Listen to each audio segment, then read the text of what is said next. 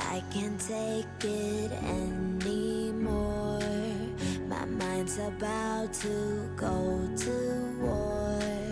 I need someone to save me from myself, to hear me cry when I call out for help. I blame it on the voices that are in my head, wondering if they'll ever be put to bed. Feels like I am close to reaching my wit's end, holding out but I'm about to blow it up like a volcano.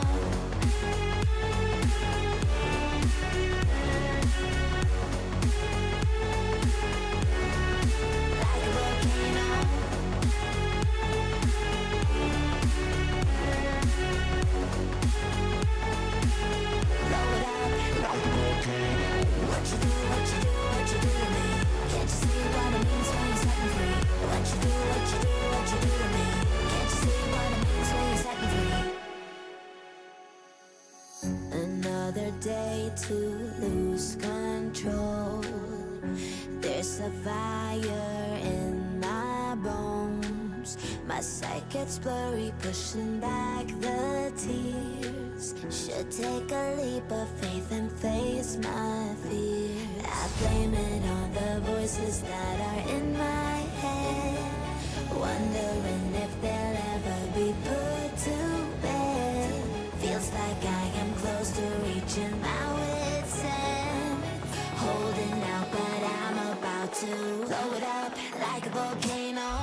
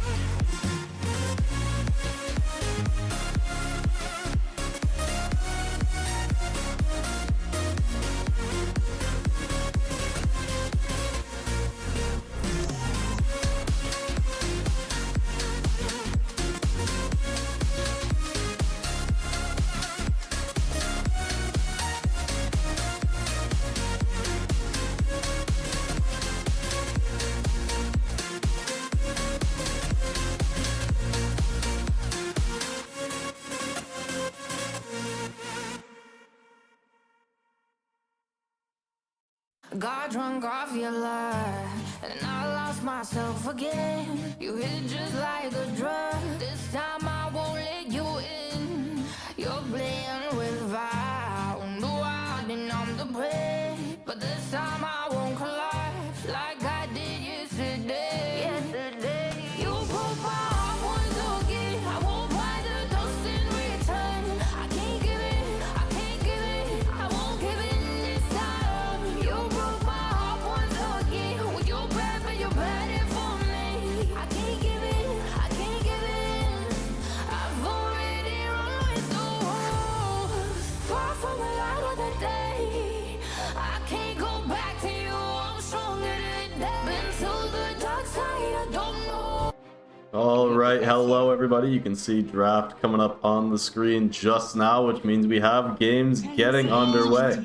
I'm Cool Hands. If you haven't checked out the stream before, welcome, bringing you some League of Lads plus something I don't actually generally do. So it's exciting to get to see some teams that we don't normally cast. It's exciting to see some North America Dota, and that's something that we are more familiar with. Of course, if you don't know me, I am primarily focused on casting the collegiate scene in currently the NACE Star League, wrapping up their season, their regular season, I should say, this week, going into playoffs over the course of the next month. We'll be looking to crown a collegiate champion. So always excited to do those games, but happy to help out, happy to see some other North American action, and this one with the prize pool, always fun to see. Of course, I always forget the details when I do these sporadically as well, but it's okay. You know, I think it's a fun thing to do. This one was a $500 prize pool, I believe. Yeah, and indeed it is, with $330 going to the winner. But what I'm bringing you here today is the lower bracket semifinals. So going to be a lot of fun to watch this matchup, I think. And we have two teams battling it out. They've been lower bracket teams from the beginning. See if I can't actually add in this... see if I can't add in what's actually been going on, because I think it is a graphic worth checking out. It's not too often that we see this in tournaments, by the way. So just go ahead and pull up the current standings so far if I can. It's being a little bit unhappy for me at the moment, but there we go. Should be able to just pull it up here, as indeed we can. Save the draft for you. Oh, and I have the teams mislabeled, as, you know, I always do. Apologies in advance for that one, but let me just correct that right now, because I still have this set up from the previous series that I did for League of Lads instead of the new one. But that's okay, you know, we got to work through the kinks before it does get better. Anyway, we do have Royal Star versus Wakanda made in China for you today. And these are actually both teams that I cast while I was doing the group stage of this league as well, which is something that, you know, is not typical. I only cast 3 matches for the group stage here. And getting to see each of these teams means we're going to have a little bit of continuity if you did check out the previous VODs of mine for this league, which is, you know, not necessarily the biggest deal, but it is something.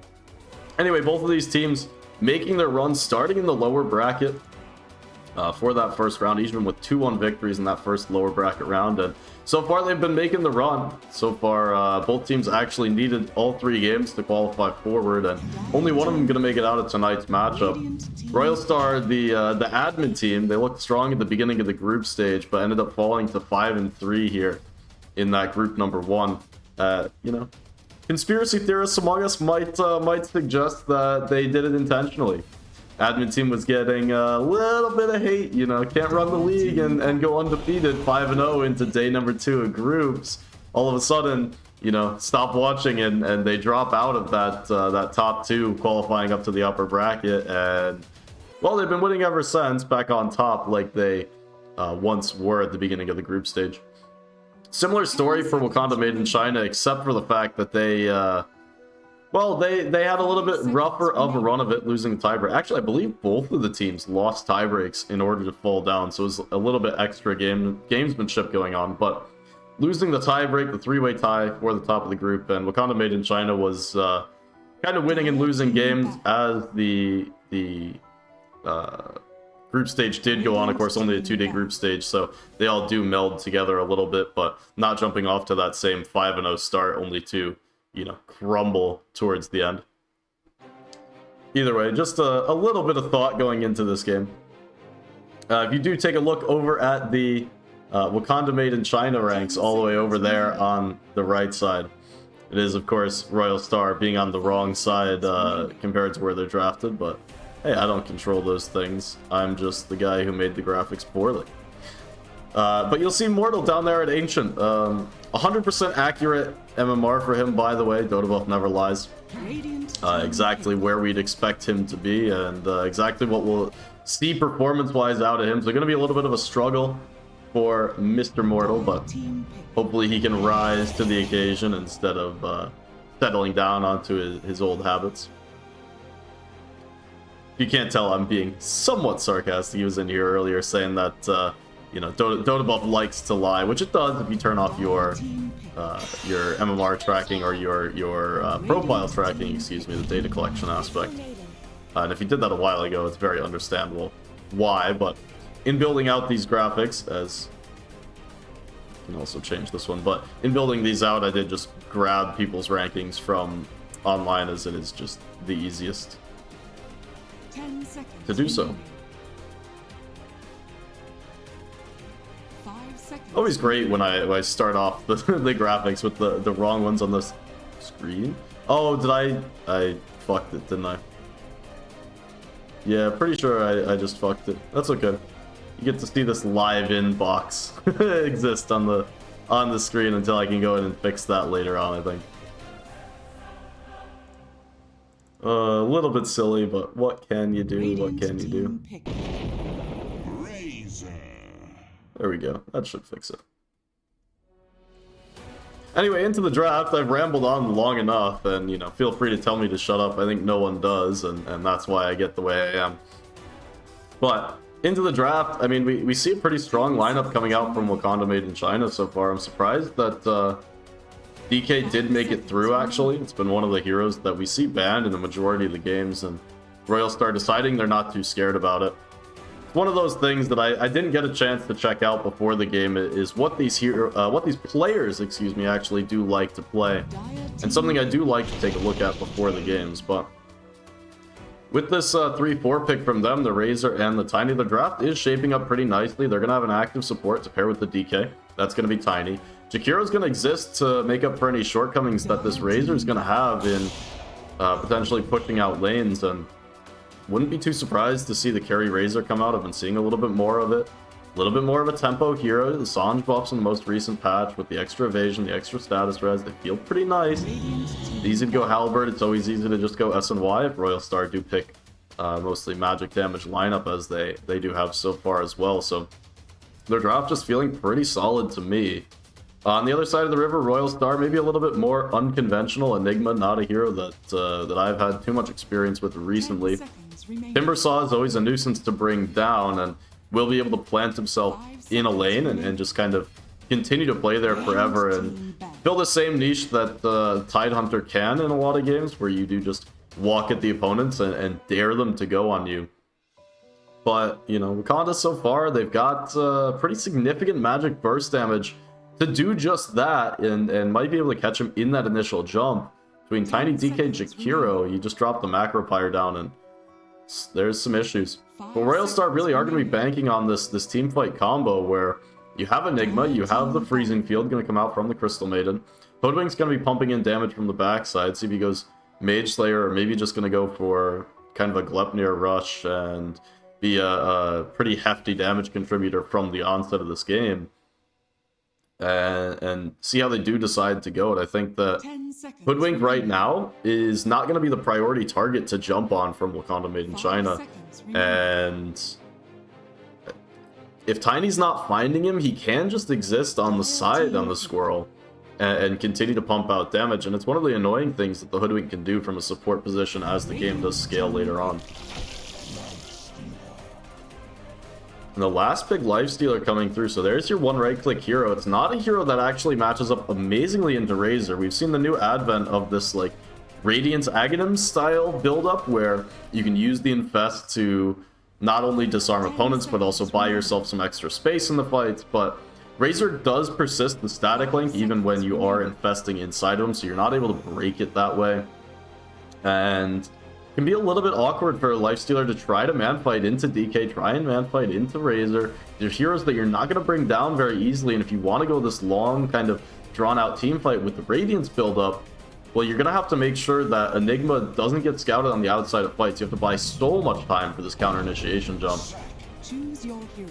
And Wakanda Made in China, they're going to finish it out by going solid. They're going to pick up a Leshrac, should have a pretty good matchup in the mid. I was expecting Timbersaw to be taken into the mid, but might just be... Well, we'll have to see how they do shake the lanes up. Not too sure where they're going there. Looks like it might just be the Enigma if Rudy is indeed going to be playing mid for them. So very interested to see how the lanes do shake out there for Royal Star. Have to say, I think draft advantage is going to be going Wakanda Made in China's way, at least in my opinion. I think their draft is not all that difficult to execute, as really you do just let your team fight spill out naturally, and you have this good mix of burst damage coming out from the Tiny, from the Dragonite, from the Jakiro, and extended fight takers in the Leshrac, in the Razor, where Royal Star, they're not able to just make these fights last forever and win, but they're also not able to, you know, out jump you unless you're hitting these crazy 4-man black hole, 5-man black hole into Crystal Maiden combo into Timbersaw damage. And I mean, sure, you do have that potential, right? You have that potential every time you step onto the Dota field as an Enigma of hitting this ginormous ultimate. But I think the players, as time has gone on, have just gotten better and better and better at recognizing teams' strengths and weak points. And one of the weak points is going to be here that for Royal Star, without these massive black holes, it's very hard for them to take a successful team fight. So you're even able to, as a Wakanda player, sacrifice a little bit of your team fight layering in order to keep the heroes spread out, make sure that the jump is only catching 1 or 2 priority targets, and then you can continue to play your fight from there and still be on even or better footing. So I think it's definitely setting themselves up for success in this game. We'll be looking to see how they're able to accomplish it, as the game is about to get underway. I'm always caught a little bit off guard by how long the end of the pick phase is. I need a panel to throw it to so they can discuss better than I. But for now, you all are stuck with me. That's never a great place to be. Hopping into the game though. We will get underway. Smoke coming out from the Wakanda Made in China side over on the Radiant. Dire just going to be waddling it out to lane. Do a little something that I haven't done in years, and we'll just go a little bit around the horn. So over on the Wakanda Made in China side, Razor going to be taken by Barza. The Jakiro handled by Jotun. We've got Bungus handling the offlane Dragonite. The mid Leshrac taken by Demo, and hold the thought on the last, as it looks like Crystal Maiden might just be found inside of her own triangle, as will eventually be run down. It's going to be Razor claiming that kill and not able to toss it over to the Leshrac. Still going to be a very nice first blood for Wakanda Made in China. 30 seconds to 5th hero on their team, of course. 50 Centaur going to be handling the position for Tiny. Other side of the river, we've gotten a little bit of an introduction, but front to back, we've got Madior handling the Lifestealer. It's going to be Rudy on the mid Enigma, so was right about that one in the draft, and have to see how that goes. It's going to be Patience on the CM, taking that first death of the game, and going to be working his way forward from there. Timbersaw handled by Journey, and Gek taking the Hoodwink. The horn sounds. We are set to get underway. This game number 1 of the lower bracket semifinals. League of Lads Plus action brought to you now. So as these blocks do come out in the mid lane, wanted to share a few more thoughts here, as, you know, not a resident mid enjoyer, but one of those things that we don't get to see anymore is nowadays spawning the Eidolon doesn't deny off your own creep, so Enigma not going to be working with any XP advantage in the mid as you once would handling a solo lane. And this is definitely a mid hero, a mid matchup that I've not seen myself. I'm assuming ever. I can't remember a time when I have taken this matchup. You can see how tanky the Eidolons are, and look how much damage is coming out. Demo completely underestimating these Eidolons, as they do double themselves up, went for that range creep, and now getting run underneath the tower. Very awkward there. So Rudy seems like he's played this a time or two, and I don't think you ask for the hero if you're not extremely confident on it. But even underneath the tower, the second spawn of the Eidolons. There's a kill, not your first blood, as CM went down earlier, but Rudy making it look easy on this Enigma. I was going to say that I don't know how this Enigma's really going to fare, but we saw against the level 1 lightning shock, or the lightning strike, that the Eidolons are pretty tanky against the magic damage. Don't need to deny off creeps if you're just going to use them to find kills in this mid lane early on. I think Demo, you know, not knowing the matchup, it's going to be hard for him to adapt to this, as Leshrac wants to stay in lane. You're not wanting to get kicked out and go jungle, and you are a pretty strong hero as time goes, but not knowing how much damage you need to pump into these Eidolons in order to take them down makes your game feel pretty weird, because you just don't know how much you can commit forward. And mid nowadays, I mean, sure, you have all the extra mana and all the extra HP coming through from the water runes, but it's all about pushing your limits. And look how many spells that they're just able to tank, and how much damage Demo's tanking again. He might just go down here if he's not careful, and he's going to in the mid. Oh no. Absolute disaster here for Wakanda made in Chyna. Pair of kills coming through. You see the smoke purchase says gonna have to run back to lane. The TP gonna be on cooldown. Royal Star continuing the pressure up in the top lane as well. See Centaur get run down by the CM and Lifestealer tandem. Other lane we haven't taken a look at down here, Timbersaw versus the Razor. Might just find a kill, return kill of their own. Or else in the other lane.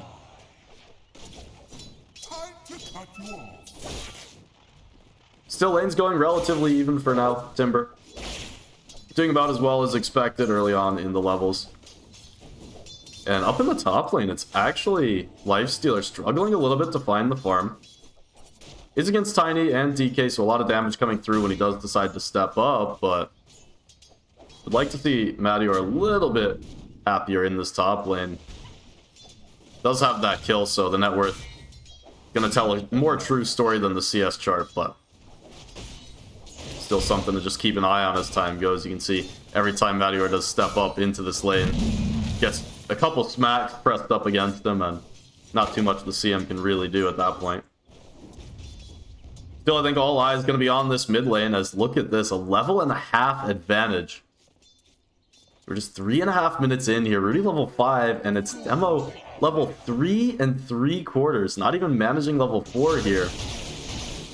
And now that the Eidolons are level 3 as well, continue to tank more and more of that magic damage. Leshrac has a harder time dealing with those spells as well. So he's opted for the 203 buildup, which is to be perfectly expected here. I don't think there was really any question if he was going to go for the Midnight Pulse or anything else, but in case anyone was wondering and hasn't seen the matchup, as indeed I have not either. Did see the water runes snatched away in the meantime. Jakiro made his way over as Sense TP'd back to the bot lane.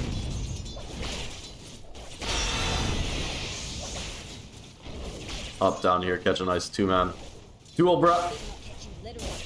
And yeah, I mean, really the side lane's pretty quiet, so just back to the mid lane once again as something to highlight here. 16 denies. 16 denies for Rudy on this Enigma. That is a crazy number. Razor did get run down in the bot. TP came through from Patience, or rather the rotation. Of course, as soon as I said that the side lanes were quiet, that's what happens. And Rudy with the third kill in the mid. Hits level 6, uses the black hole, now up to 6.5 off of that one. Gonna have a maxed Eidolon soon. Nearly the full treads coming through already, or at least I'm assuming that's going to be treads build up coming through. Interested to see what the item choice is going to be for Rudy with this power start. If he's going to rush an item that lets him be more active, like a Blink Dagger, or what I'm expecting is to see very early Vlads come through, look to put even more pressure on these towers, and just go and take over lanes. As no, not the treads. It's going to be a Witchblade coming through for Enigma. Interesting. 6-minute runes will be a spawning, and we see the support rotations coming through. It's going to be everyone partying in the mid lane.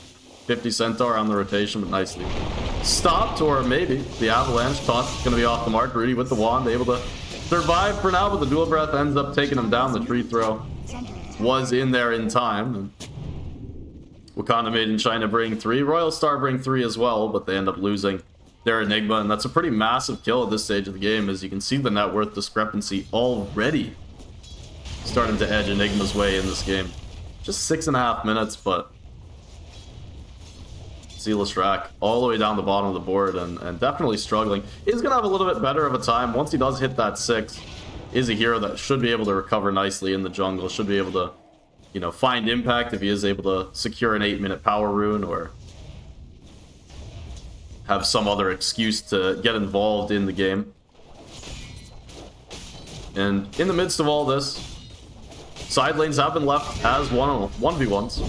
Madior in some trouble up top, not level 6. Just gonna lose the man fight.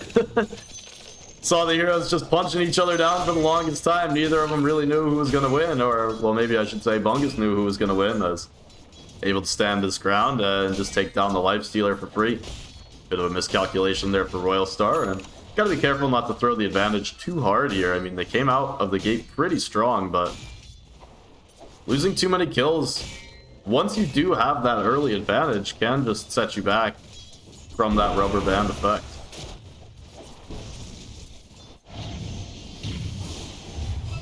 In the mid lane, Rudy going forward, and again, how much damage can these Eidolons tank? It's a full Pulse Nova mana pool. I mean, that's insane. That was before the support rotations even came through. He was just standing there like, yeah, I'm going to take down your Eidolons, I'm going to clear out the wave, everything's fine, and just gets clicked down. The Eidolons never die. 60% magic res on these shits, by the way. I mean, it's crazy. It's absolutely crazy. Regen runes to be snatched up by the Tiny, but Rudy's making a believer out of me here. I mean, I really was not too sure what this pick was really doing. Figured they were going to take it to the off lane. Last pick comes through. Guess you're not putting Timber there against the Lash. Rudy making it absolutely work for him. Playing it beautifully. Even get the overlap on the Eidolon summons as well, so able to use the old ones to just apply some pressure. Rotation coming through. Royal Star hunting for DK perhaps, and he is going to show his way back in lane. Support's going to make their way. Madior once again going toe-to-toe, this time with the Infest. Going to be pretty safe. Forced to use it early, which is awkward. Not able to put damage out while his supports did make the rotation, but eventually will be able to pop out. Claim the kill. It ends up being Gek snatching that one up for himself. The supports will swing their way back towards the mid lane, but with the tower gone.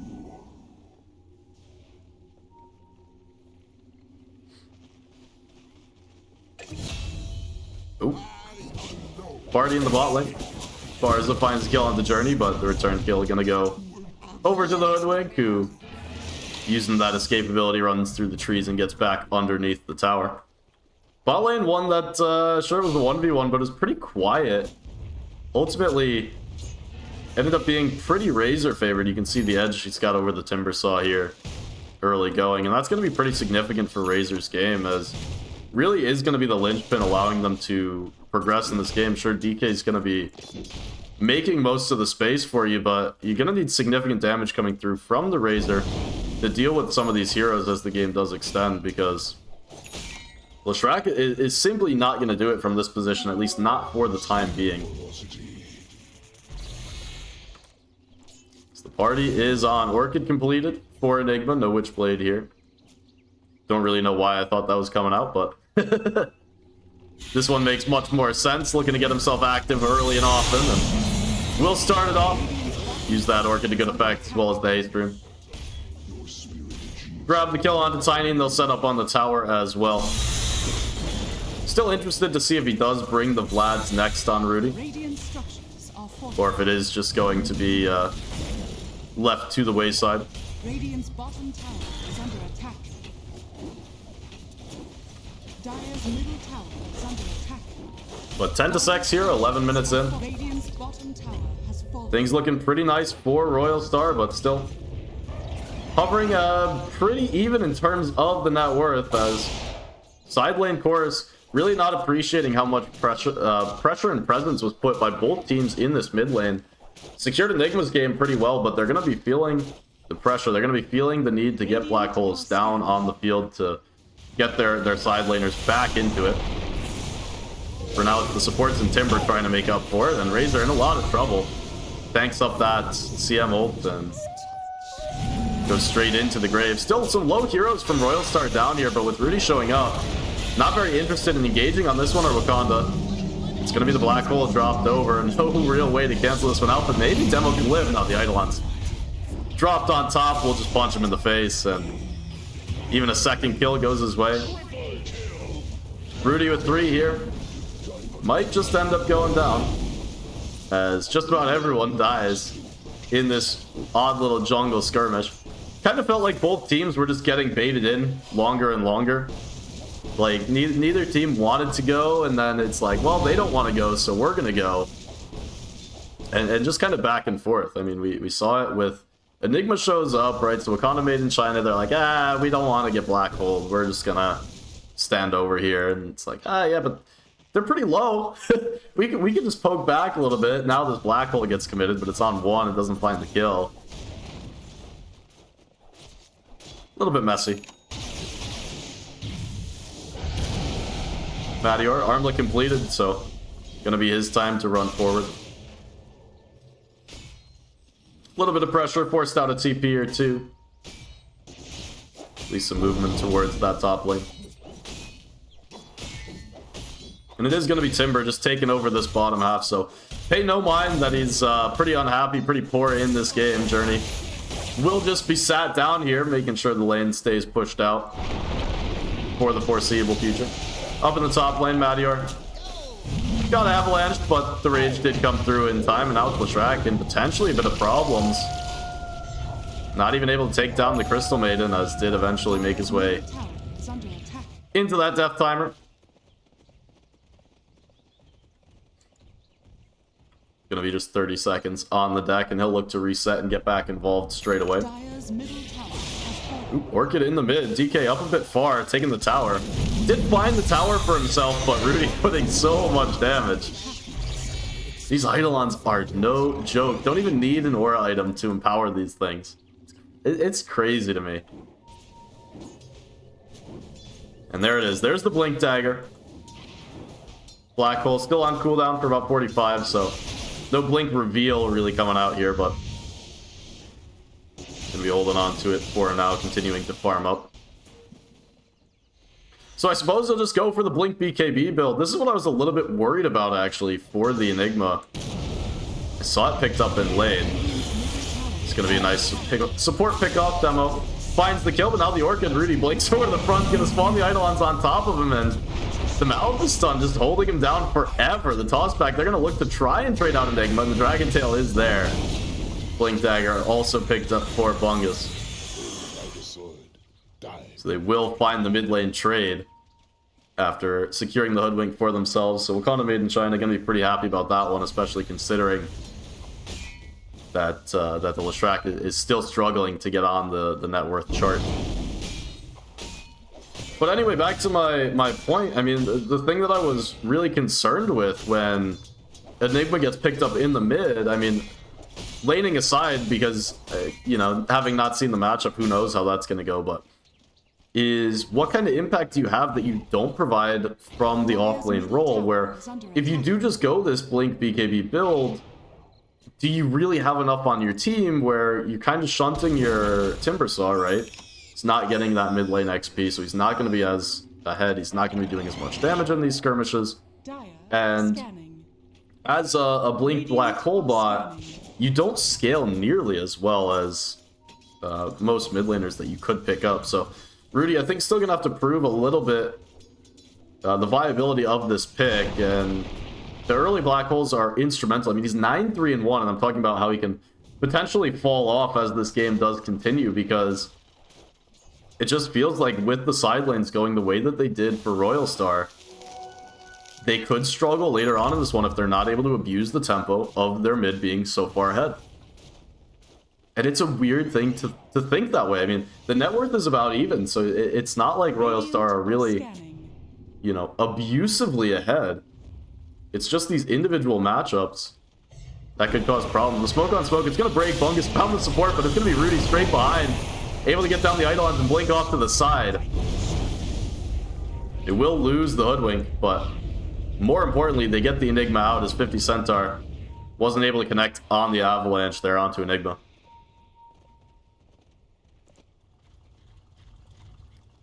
But like I was saying in draft, it's starting to feel, even this early on, like the Black Holes need to hit three or more people consistently in these fights. They'll start this one off, but the toss comes across. It's going to be a trade, 1-for-1 on the support so far, and Rudy, again, no supporting cast, no damage to put in the Black Hole, won't even be able to put it down. As once it is just Timber there, you so struggle unless you catch the entire team. It's crazy. But Rudy now is basically just waiting out this BKB to make sure he gets these ult channels off. It's so awkward to play this hero.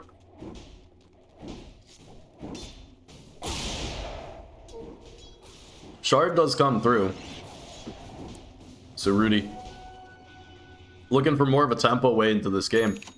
I still think this build-up from him with the Orchid, even the Blink, sure, could potentially just use one of those aura items that lets you pressure like more towers. You know, you could be trying to pressure the tier 2 down bottom with the Eidolons, you could be trying to pressure the tier 1 up top.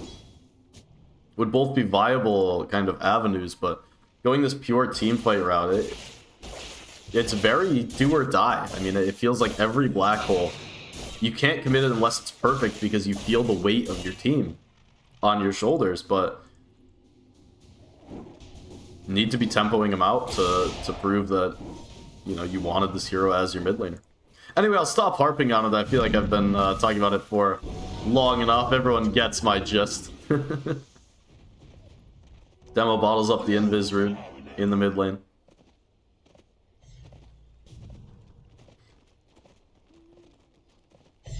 Not exactly recovering up the net worth charts, but not falling any further behind on the Leshrac either. And also, Leshrac is one of those heroes that, you know, if you're not ahead, which you love to be ahead, one or two key items is all you really need to be a nuisance in fights where you can just kind of live forever. I mean, we've seen the power of Bloodstone Leshrac in previous patches. The change makes no exception. Still a very nice item for him. And, I mean, the radius on those splitters, as the game does get late, you get the Shard, you get the Bloodstone. It's ridiculous area denial in team fights. And area denial is one aspect of the game that I absolutely love. How much priority it's gotten in, I'd say recent memory, but really just as players and as teams understand the game more and more every patch, every year. Area denial spells become infinitely more impactful. And we saw changes to how they really work somewhat recently as well, with how a lot of spells that took down a lot of trees no longer do that. And that's kind of the opposite of this area denial idea, where you're able to kind of clear paths and open up an engagement zone for your team. But all these little nuanced kind of interactions with spells and how they exist, I absolutely love how teams are prioritizing these items, these abilities. Just makes the game feel so nuanced, so skillful, and teams really just understand the value of how to approach team fights and how to take fights in such a way that your opponents have to take non-ideal routes into the fight, non-ideal structures into the fight, and that's something that, you know, it is pretty high level in the current game of Dota.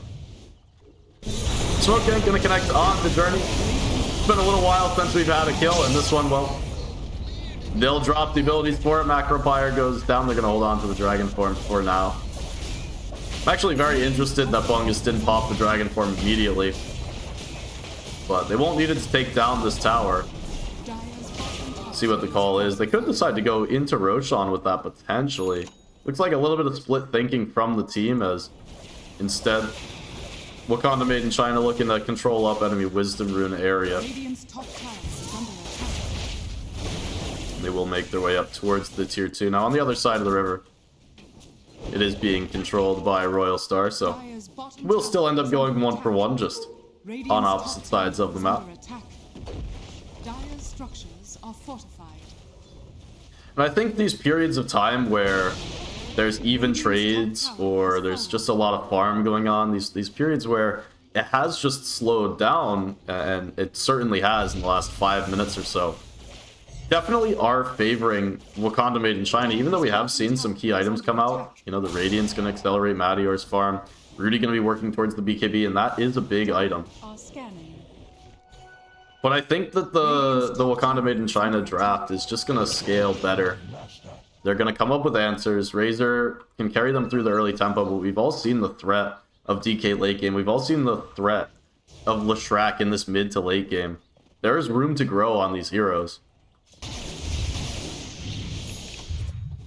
And you even talk about, you know, Enigma having this black hole problem. Well, later on in the game, you've got a pretty natural Wind Waker carrier in the Leshrac. You've got Razor, who can pretty much do whatever. I mean, I really don't think he'll be considering it, at least not for a long, long time, but the build of old on Razor to get your mana was the Yule Scepter, so potentially was a consideration for Barza in this pregame. He did decide he might need that that Wind Waker late into the game. See now the Split Earth Radius going to town, but Rudy gonna look for the kill. The Bloodstone popped very early. Is gonna dissuade Rudy from going further, as it's a little bit without team, a little bit without resources.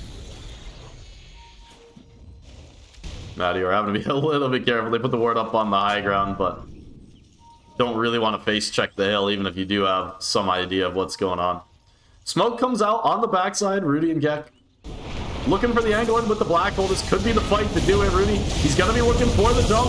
BKB black hole is going to catch on to 3. Bungus just outside the radius, but the damage still coming through. Royal Star, do they have enough to take down this fight? Rudy falling so low, but the Infest is going to save him. They have enough. They've got 3 kills. Make it the 4th, as eventually DK will be going down. Rudy just barely able to find the damage in the duration of that black hole, and it was a beauty, as they did find the jump into that one very nicely.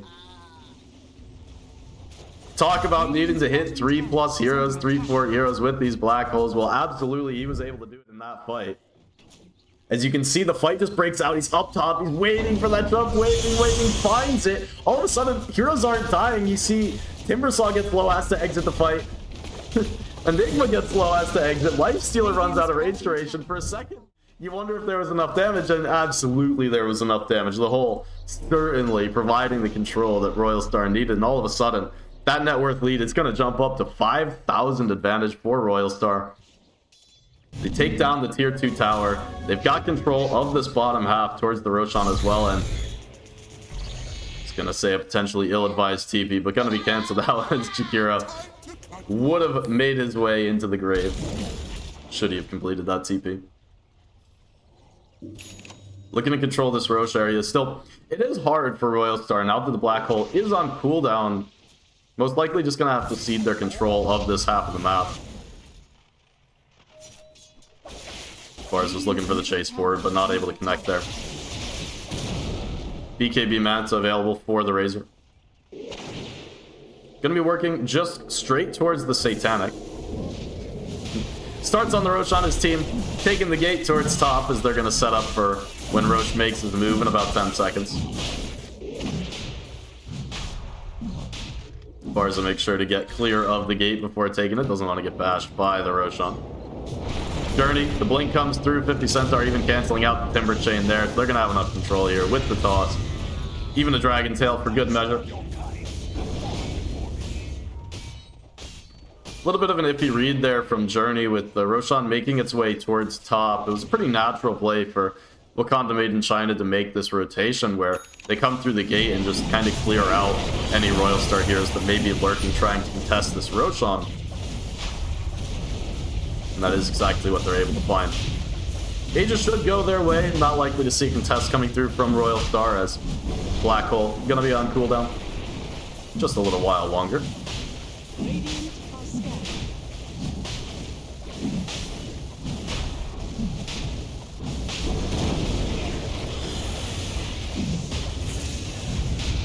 So after that last fight coming through from Wakanda Made in China, they did group up a little bit too much, and very understandable as the fight structure was pretty good from Royal Star, understanding that Enigma could stay to the north under cover of smoke. But does beg the question, does Wakanda Made in China need to do something differently to make sure that they still have avenues into this game, and you know, what really is going to be the idea going forward? And I think it's a little bit early to be sounding the alarm. As hold that thought, maybe you want to be sounding the alarm. Black Hole is available, and we'll just be committed. Make sure you take down the track. BKB to make sure it doesn't get canceled, and they'll take down the Aegis Leshrac twice. Still trying to fight into it, Wakanda Made in China, without their mid laner. Does have buyback, but definitely doesn't want to use it here, and they are able to repel Royal Star from their high ground. 50 Centaur going forward, caught up by the Orchid instead, and just getting clicked down on the backside. The Macro Fire dropped over the top, but he will go down. And now the cleanup is on from Royal Star, looking to just take down more kills. A very ill-advised fight from Wakanda Made in China. All starting off by Leshrac just getting caught by the Orchid in the mid lane. Black Hole for the second life made Royal Star's job really easy there, and I said it wasn't time to sound the alarm. Well, all of a sudden, 12k in the hole, it's looking like it might be that time. I was gonna say that, you know, with Aegis in hand and gonna be able to get a little bit more net worth advantage clawed back on their side before taking the next engagement into the Black Hole, they're gonna be okay to just hit that next item timing and continue to play their game. Well, all of a sudden, they're getting their base run at. The Eidolons are knocking on the door, and Dragon Knight's still dead for 16 seconds. Makes things a little bit awkward. Still, gonna respect the potential turnaround from Wakanda Made in China.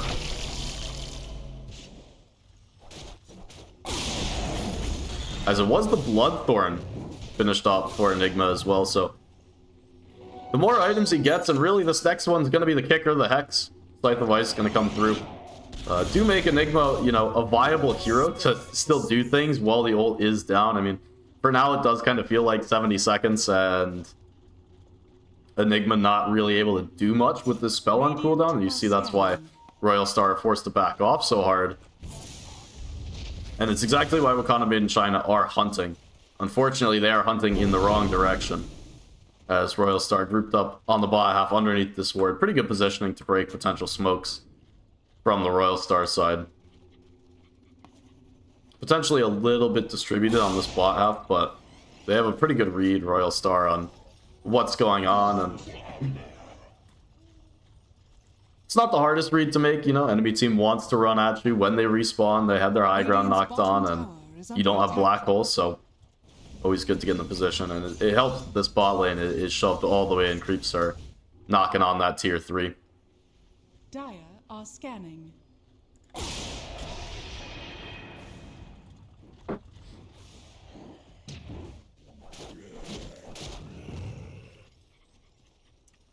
All of a sudden, Madior nearing the top of the net worth board. This is a life stealer who really struggled in the early game. Even gave up that first kill to just man fighting a DK. Only slightly awkward, but making up for it this stage of the game here, 30 minutes in. Looking dominant Royal Star's way. There was a little bit of ups and downs there, but recovering from their or recovering to their early strength period.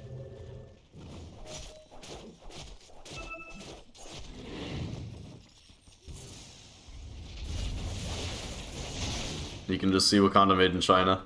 Grouped up as 4 on the high ground, waiting to see if anyone might overextend while Fungus just continues farming. But all progress really has been stopped. DK's been the top of the net worth board for his team for a while, and the progress towards that Manta has been slim to none the last 5 minutes or so.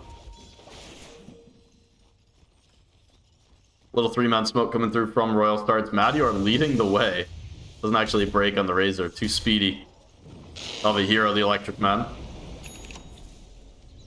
Madior not able to find the connection, but it is Patience looking for more, and bars are going to feel a little bit too secure. Oh, Bushwhack going to be off the mark. Felt a little bit secure because Madior did show up by the tier 3 in the mid. But with the spells off the mark, he'll be alright to walk it off. Journey providing some nice vision as far as I was thinking about face checking the high ground. But back inside their base they go, down 14,000 net worth here, Wakanda made in China. The mid-game timing really falling apart for them here as Royal Star just continue to control their high ground. Maybe even going to wait out that next Roshan. I'd say certainly going to wait out this Scythe of Ice coming through. It's the jump in, 50 Centaur, going to force the BKB from Rudy. As the Black Hole doesn't want to use it on the supports, and rightfully so, they'll take down the kill anyway. Very surprising jump there. I mean, just really didn't expect it.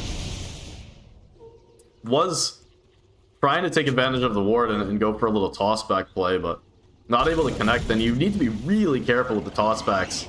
Like, against an Enigma with BKB Black Hole available. And I think really that's what costs them that Enigma pickoff there is you jump in on Tiny and you realize, oh shit, I can't toss this guy back into my team. If I toss him back into the cores like I would normally want to, he's going to press BKB, he's going to Black Hole, he's going to kill everyone. So I'm going to toss him like halfway and maybe we can connect on another stun and we'll try and like poke him down. And then all of a sudden it's like, okay, yeah, but you're just going to get turned on. Nothing really doing there. Tier 2 in the top, gonna be the last outer tier tower to go down as Royal Star continue to clean up the map. Roshan could spawn in a minute and a half.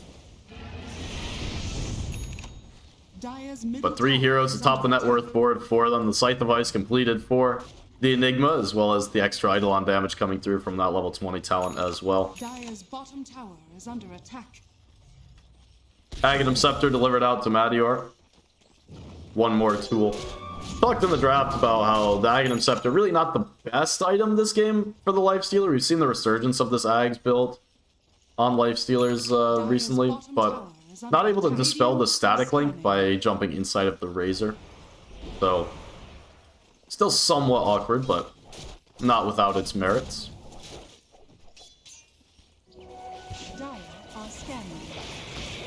Barza. Only one able to play the map for his team and is going to show on the Eidolon's TP. Not going to BKB for that one, and the blink, oh, Rudy just off the mark. That is a ballsy TP, let me tell you, without BKB. Against Scythe of Ice, Enigma, and supports that can stun you. The Bushwhack as well, not requiring vision, so...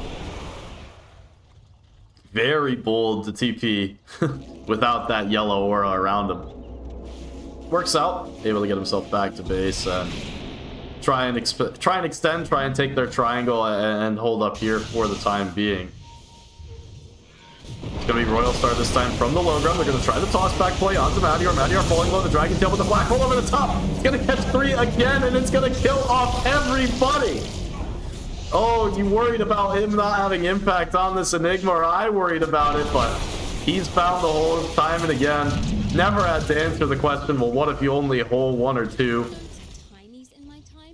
All the Black Holes have been absolutely beautiful coming through from Rudy. That one gonna open the door to knock on the tier 3 tower if they're so inclined. Gonna open the door to get the lanes out and take down this Roshan once it does spawn during the nighttime as well if they are so inclined, but looks like Royal Star there. Sensing blood in the water here. The Sharks, they want to go to town. Looking for Demo, not able to find him during that BKB Bloodstone, but instead turn their attention to the Structure. The Glyph only going to save it for so long. Second Glyph will be available, so that's the first tier 3 to go down.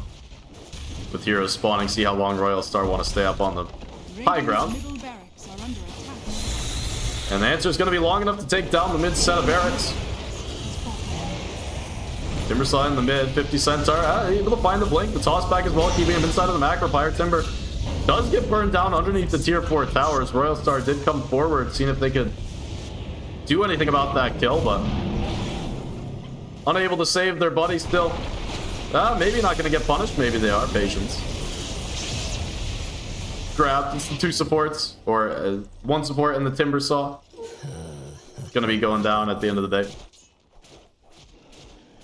Not the worst kills to give up in the world. Not the best. I mean, you'd rather get out cleanly as Royal Star, but those kills are ones that you can live with. They're not going to make material difference in how you approach the next couple of minutes of this game, as Royal Star will be looking to just go forward, take down the Roshan, and walk it down from there.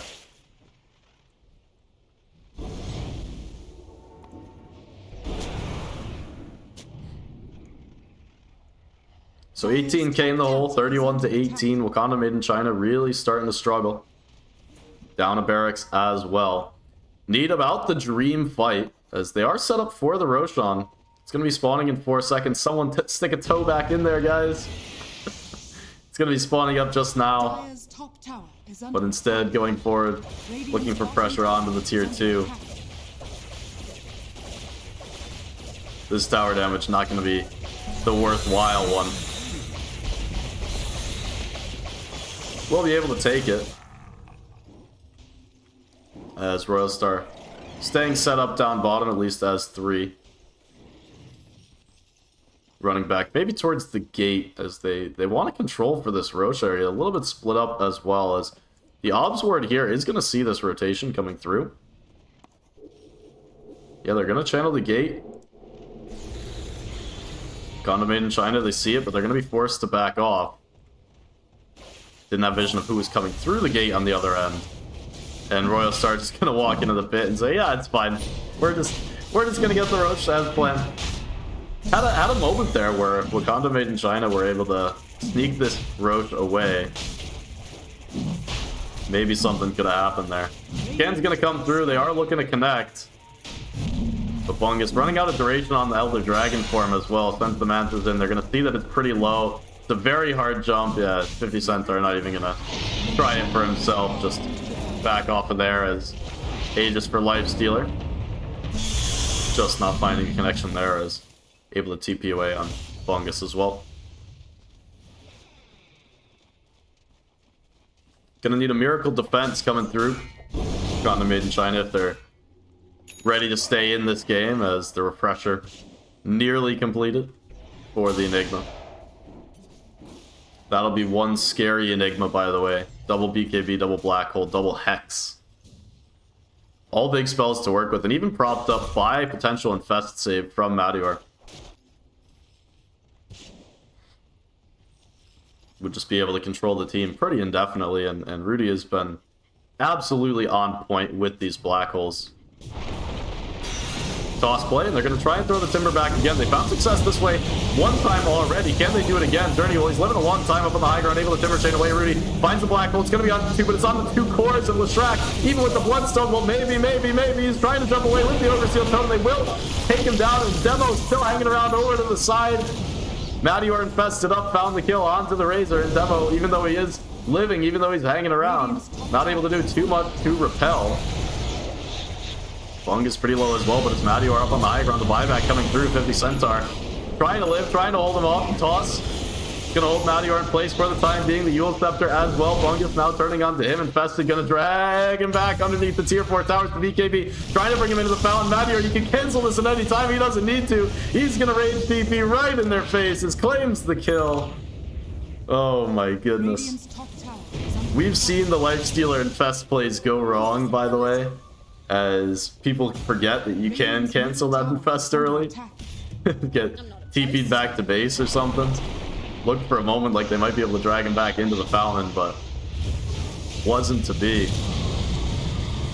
Looking for a journey here and see if there's not another stun to throw in. It looks like there's not going to be. Damage not quite enough, and Royal Star extricate themselves. Did lose a couple and not able to take down the tier 3, barely doing any damage to it, in fact. And it was a nice Black Hole, but all of a sudden you don't kill cores during it. It was the Infest play that ended up taking down the Razor. Demo living through it all. If he had had just a bit more HP, able to turn around and get a second round of spells through at the end of that fight, things might have looked very, very different. And Wakanda Made in China, well, they hold for now. I mean, I can't call it anything but that. Just using the buyback on the Jakiro. Gonna feel secure enough in this game, at least for now, to take fights on their own terms. Madior farming up in this top. Very alone, by the way, but not an easy kill to take down. Level 25 does give him that extra rage. Down in the bot lane. Tiny just trying to get waves out, but 50 Centaur, he'll be going down for his trouble.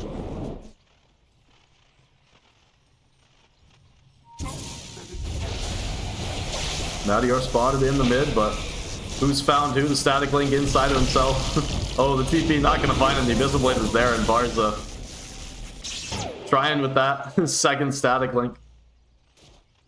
First static link? Did it just last that long? Not too sure what happened there. I think I'm insane. I think it just lasted that long.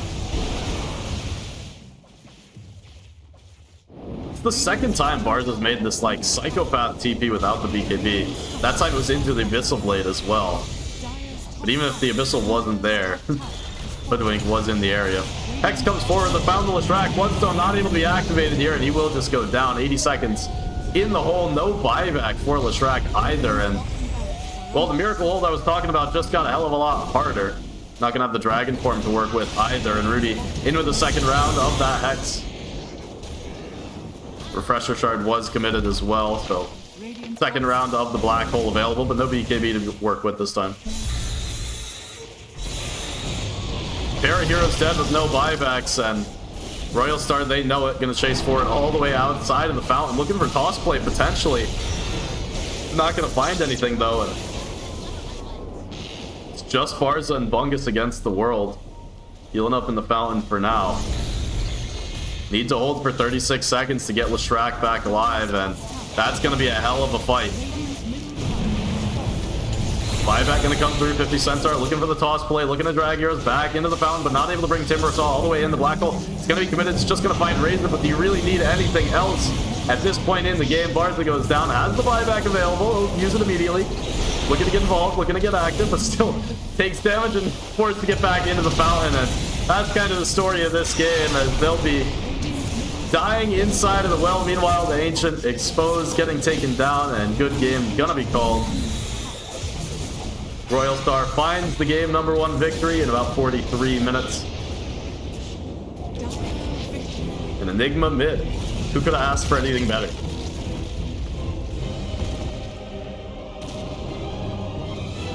Lots of fun that game. I mean, we really just saw Enigma do absolutely everything that game through, I don't know, 30-something minutes, and then they were just ahead enough to go win.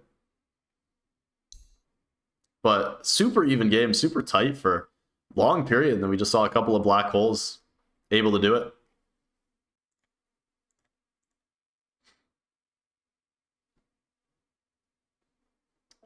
Crazy stuff there, love to see it. Gonna get the lobby queued up for game #2. Gonna have that one with you shortly. We are gonna throw it to a quick break, so do make sure you stick around. We'll have game 2 between these two teams, Royal Star versus Wakanda Made in China, back in just a couple of minutes, so stick around, we'll be back.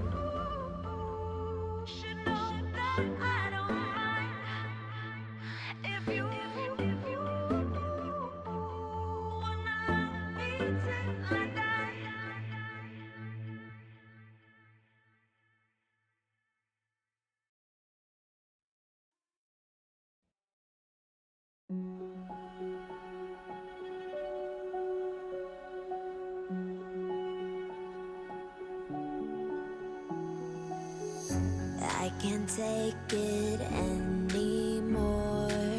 My mind's about to go to war. I need someone to save me from myself, to hear me cry when I call out for help. I blame it on the voices that are in my head, wondering if they'll ever be put to bed. Feels like I am close to reaching my wit's end, holding out, but I'm about to blow it up like a volcano.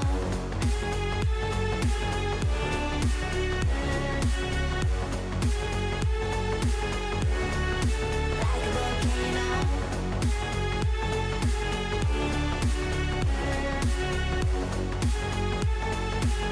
Blow it up like a volcano.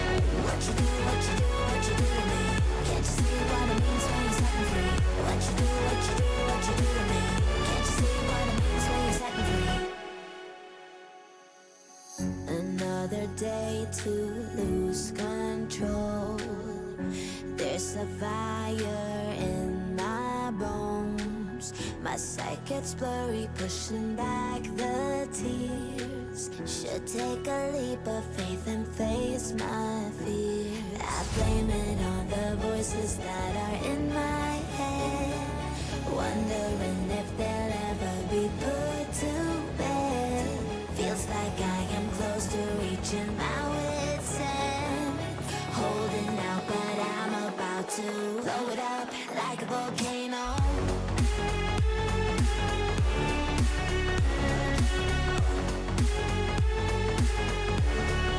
Like a volcano.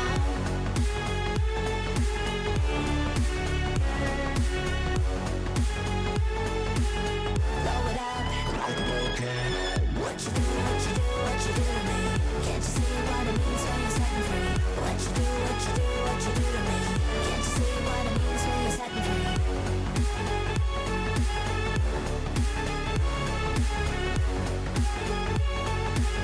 Blow it up like a volcano.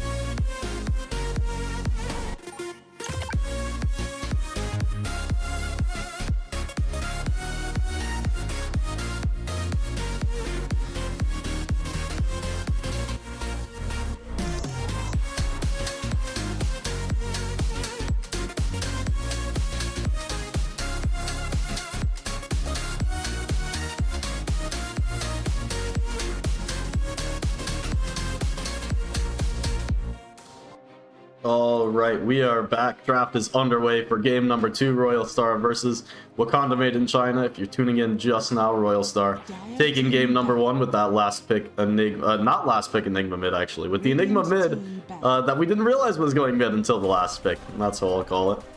But did take that one, a nice 43-minute win for them. Had their ups and downs, but mostly ups, as Royal Star really were pretty dominant for a majority of that game. Wakanda Made in China going to be looking to rebound back into this one. 10 seconds remaining. Maybe they'll even pick the Marcy to help them do it, as... well, they can't. It's gonna get banned out. Funny enough. Anyway, Radiant team Yeah, draft slightly underway, and looks like we have a little bit of different bans coming through. DK going to be taken out by Wakanda made in China, and they're going to take the Enigma out of the pool as well, as not wanting to play against any more shenanigans in the mid lane. It was pretty crazy that 10 seconds remaining. so many kills did come through. Rudy just an absolute monster, an absolute menace in that mid lane game number 1. And definitely not really understanding the matchup. Wakanda made in China, just, you know, not able to deal with the Enigma sufficiently in lane. Shouldn't come out that far ahead in the laning phase. And that's a big part that enabled his game with the early Orchid to really just snowball the early advantage. So, gonna take no chances, gonna just take that one out of the pool. Royal Star picking up that first pick, Hoodwink again. And something to note, and it's something I've been seeing in a lot of games kind of across the board. I'm not too sure where the consensus is, but I've seen so many games recently where we end up with the same pick ban order, we end up with the same side, and it's because teams will pick Radiant occasionally. I mean, it's funny to me. Teams will pick Radiant, and then their opponents will be like, no, but we want first pick. So then the priority switches, and it's like, okay, yeah, but we'll take the same thing. Dire team pick. It's very interesting to me. I would expect more teams to be like, I've seen a lot of teams pick Radiant with the priority. So I'd expect more teams to end up like the opposite pick order. Just instead of picking first pick, you pick Radiant, and then your opponent, you know, comes in and picks 10 seconds first pick, and that's how it works. But it's not what we've been seeing. It's not the case. See, a lot of teams decide that, hey, we want first pick, and the other team's like, okay, we'll take Radiant. Priority switches, and it's like, okay, we'll take Radiant. Ah, okay, we'll take first pick, I guess. It's just a funny little, like, I don't know. It's funny that, like, half the teams are on one side and half the teams are on the other. Because if a majority were on, you know, the Radiant side or the first pick side, we'd see a lot more trading back and forth as the games go. 10 seconds remaining.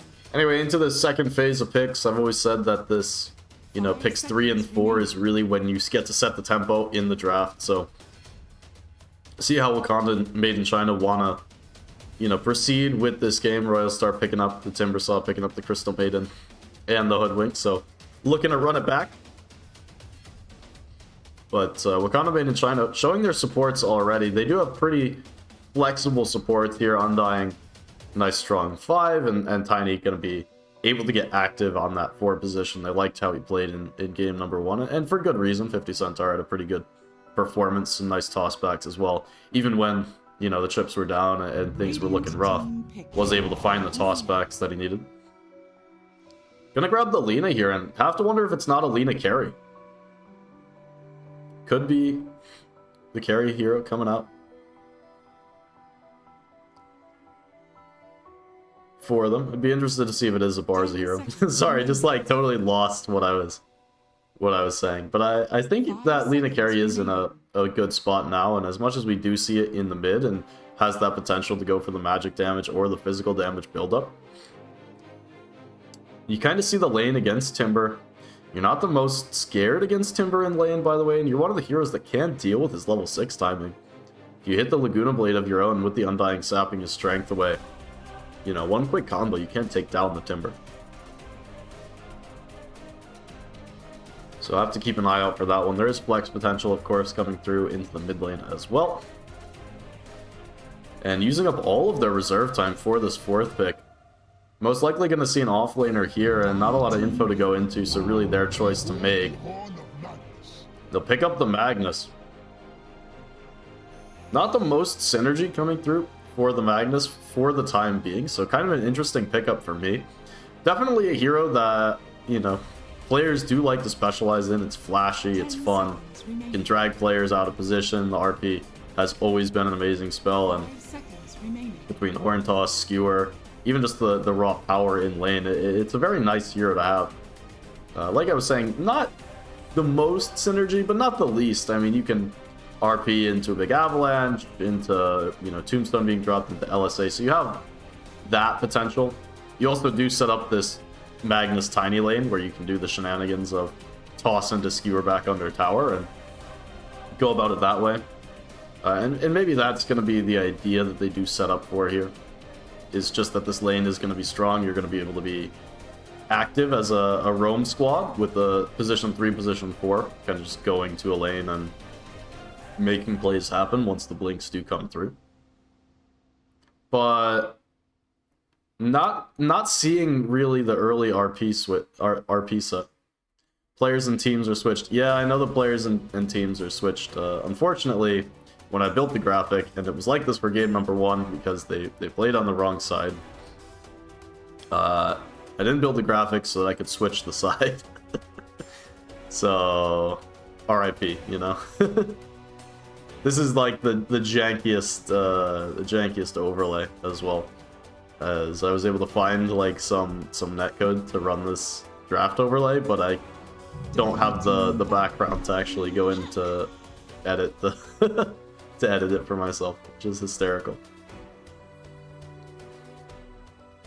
Anyway, Royal start picking up the puck, and that's another one of those heroes that not really finding the multi-hero jumps on Magnus. I don't think it's the biggest deal, though. I don't want to harp on this point, as I think it's a pretty stable off-lane pick. It sets up a good lane for Wakanda made in China, and, you know, regardless of hitting, like, 3-hero RP, you know, you could really just have this be stable, drag a hero out of position. Even just go the like, Horn Toss Skewer kind of idea, and make sure that Lina isn't being jumped because you're providing that chaos on the front line. I think that should be sufficient. Radiant team ban. See some carries getting banned out now, and like Royal Star gonna need a hero that can take down the Tombstone. Puck not the most happy to do it, and really the only other hero that's gonna be able to touch it is the Hoodwink.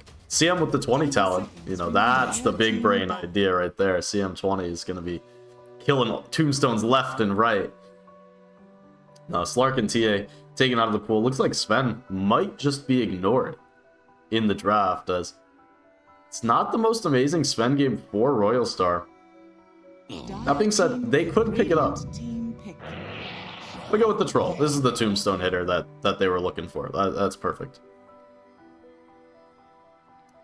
But yeah, no, Sven, they could have picked it, try and get on top of the Lina, and it is one of the ways of dealing with her, but I think Wakanda made in China would have been able to punish. So they're going to go with a Troll instead.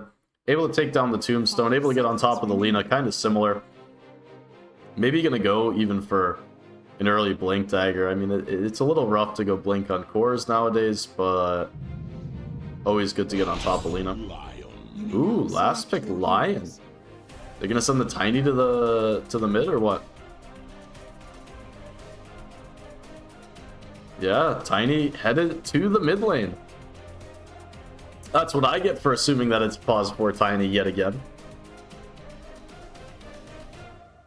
Gonna take the Lion last pick. It's gonna help deal with the puck. I guess it helps deal with the Troll as well. Just that extra layer of control. Doesn't really ruin your gang squad, though. It does make your lane a little bit, you know, not skewer under tower.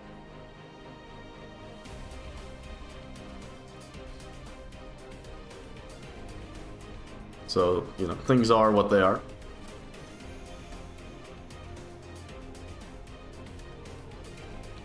I wonder if there wasn't any consideration for them to put Lina in the mid and pick up a separate carry as well.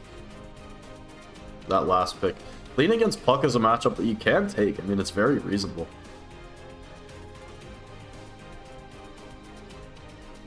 Just pick a carry to man fight up against the Troll instead. I mean, would have been. It was the approach that I was kind of bouncing in the back of my mind, but instead going with this last pick, Lion, position 4.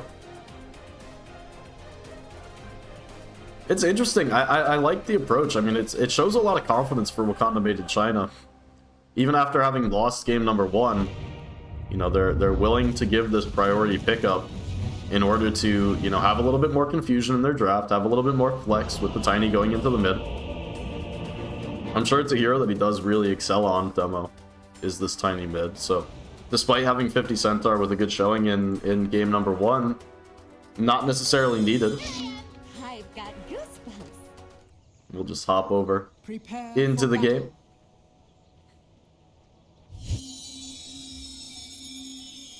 Very cool of you.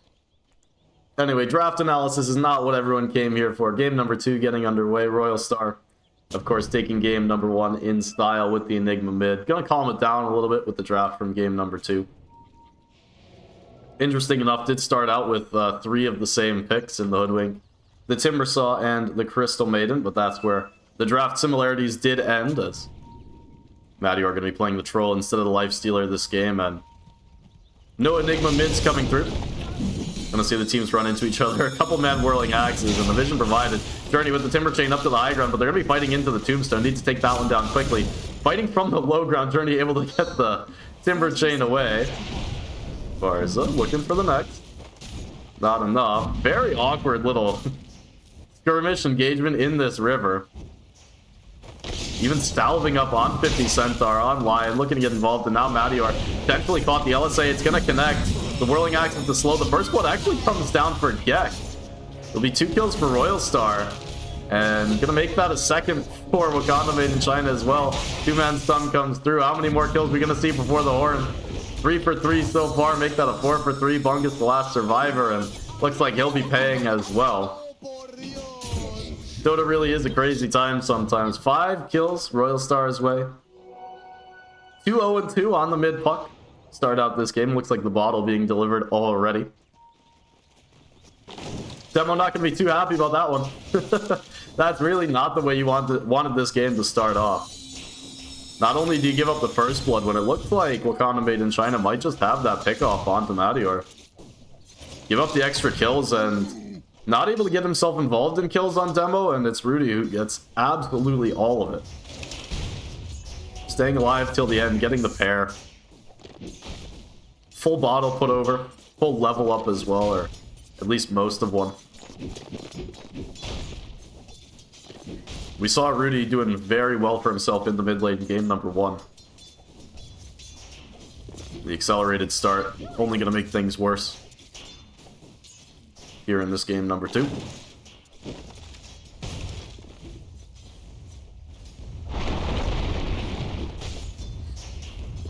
Still Demo fighting back nicely.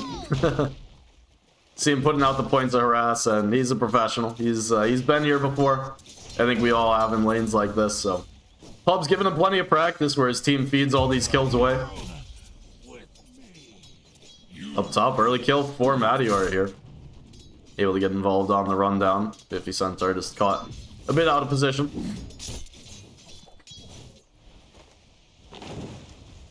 But yeah, pubs are great practice for being behind in the mid lane minute 0. I'm sure all these guys would agree with that. There's nothing better than random teammates.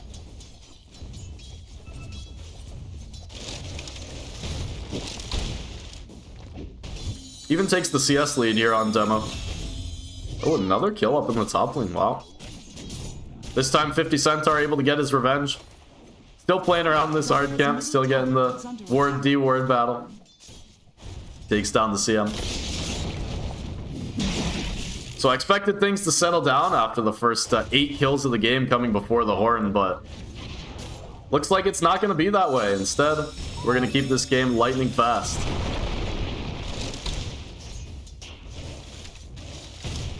Might as well take a look down at the bot lane as well. Game number 1, we didn't put a ton of attention down here, and game 2, we're going to remedy that. Barza on the Lina.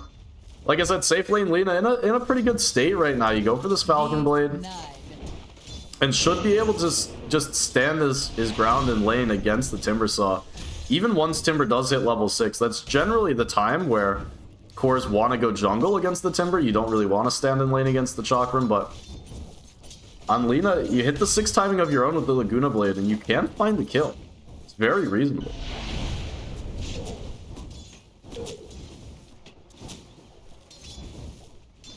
For the time being, doing very well for themselves. And across the board, Wakanda made in China. Playing very well across the lanes.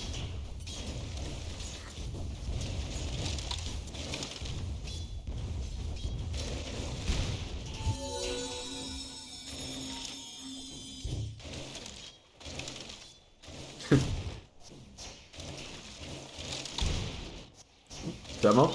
Gives up the range creep. That was a kind of awkward play. Wanted to deny, but pays for it, certainly.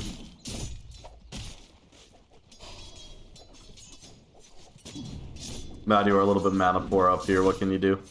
Getting sucked off by Centaur. Ooh, don't like that. let me come up with a better way to say that for next time. I don't like that at all. Tips come through down bottom. Not too sure what happened there, but something. Looks like many decays did come through at some point, so.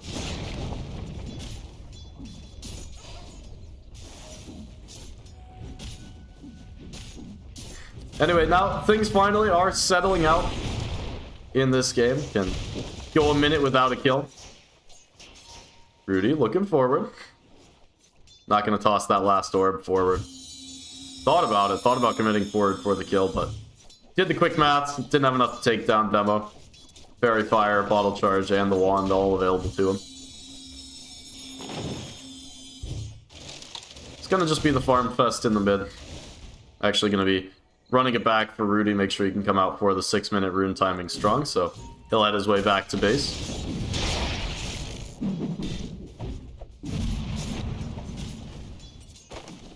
A 202 build up for the Magnus here. Second pointed skewer is interesting. I feel like I always see the points in Empower, but I'm not surprised that you don't want to go for it in this game. You don't really have great teammates to empower up later in the game. I mean, Tiny could be, but already has that extra farm speed and want the extra magic damage coming through. Of course, to use that skewer defensively. Saw Gek make the rotation and puts the ward, spot out the 6-minute rune, but well started to head back towards bottom, making his way over into position to control the bot half. Now Demo, a little bit in no man's land here, Rudy. Might just have the root. Oh. Thought he might with the orb, just kind of have the position to get it, but instead Demo walks up, grabs the haste rune, spawn top. He'll be pretty happy about that one.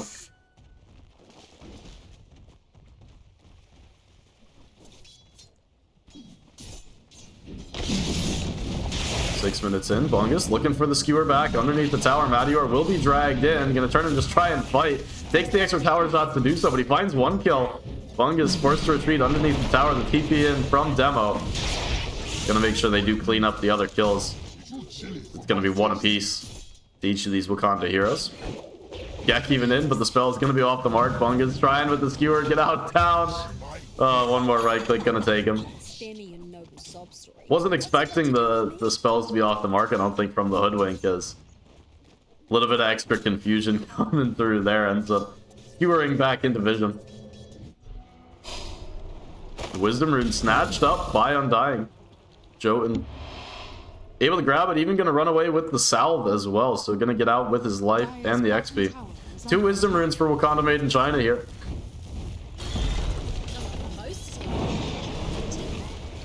Wow, gonna drop the tombstone. Look at the 7 minutes into the game. It's Undying, Timbersaw left alone as the gank was on in the mid lane. Demo potentially in some trouble here, but this is a tanky Tiny. He's got the toss available again. He's gonna toss up onto Puck Rudy. Now trying to run away with the Earth Spike. It's gonna be off the mark. The Hex coming through. The mid laner will eventually die. Rudy goes down, and Demo surviving through it. All the Acorn shot will bounce into the creep wave instead. They'll pick off 50 Centaur, but they won't get the kill they came here for. In the meantime, Barza took down the bottom tier 1 tower. Now gonna look for the kill on the journey. Laguna Blade is available. Thinking about it. Finds the reach there and takes him down. I was talking about this before. Are able to kill off the Timber. I wasn't expecting the insane tower pressure that they were able to put.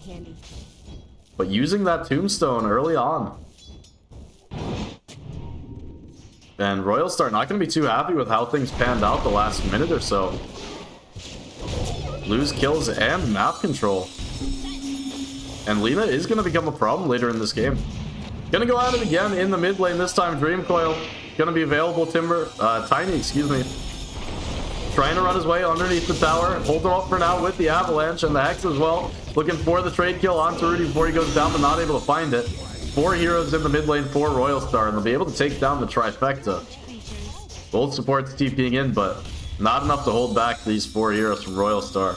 Journey, realizing that his lane not going so hot in the bot side, able to get involved in the mid and get things going. His net worth has fallen below Hoodwink, by the way. Very, very rough time for him, as yeah, you know, to his credit, it's 3-0-7, so not no net worth to his name.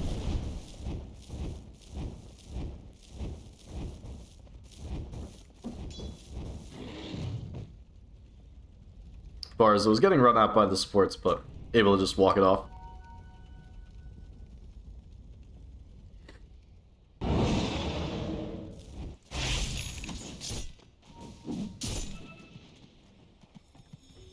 Up in the top lane once again in this game. This was what happened. Game number 1 is Wakanda made in Chyna offlaner up at the top of the net worth board, and you'd be surprised to hear it.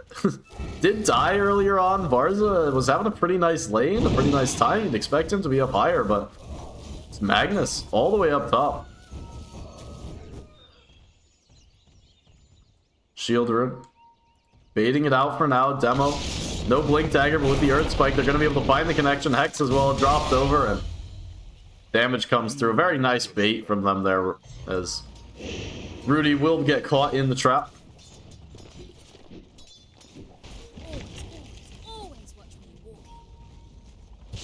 Down bottom, Barza has been behind the tower for now, but Bungus with the rotation comes through. Laguna Blade dropped over. Jack will be taken down, so make that 12-10 as Wakanda made in Chyna. Pulling it back a little bit from the early kill lead coming out Royal Star's way. And very early Blink Dagger Magnus has been enabling these plays. Has Blink RP available for this mid lane as well. They're going to drop the Tombstone early on. Rudy trying to take it down, and Demo is up on the high ground. Still Bungus from the low ground, going to find the RP onto 3. Everyone but the puck, as now just needs to get the hell out. Demo with the shield room, totally fine. Skewer going to drag Mattior all the way back. Hexed up as well, he can do nothing during that ult. And now see if they can't find any more kills on Wakanda. Rudy able to extend himself up into the triangle. So Wakanda made in Chyna bringing the team and getting the results here. Take down the troll as well, who made his way into the mid.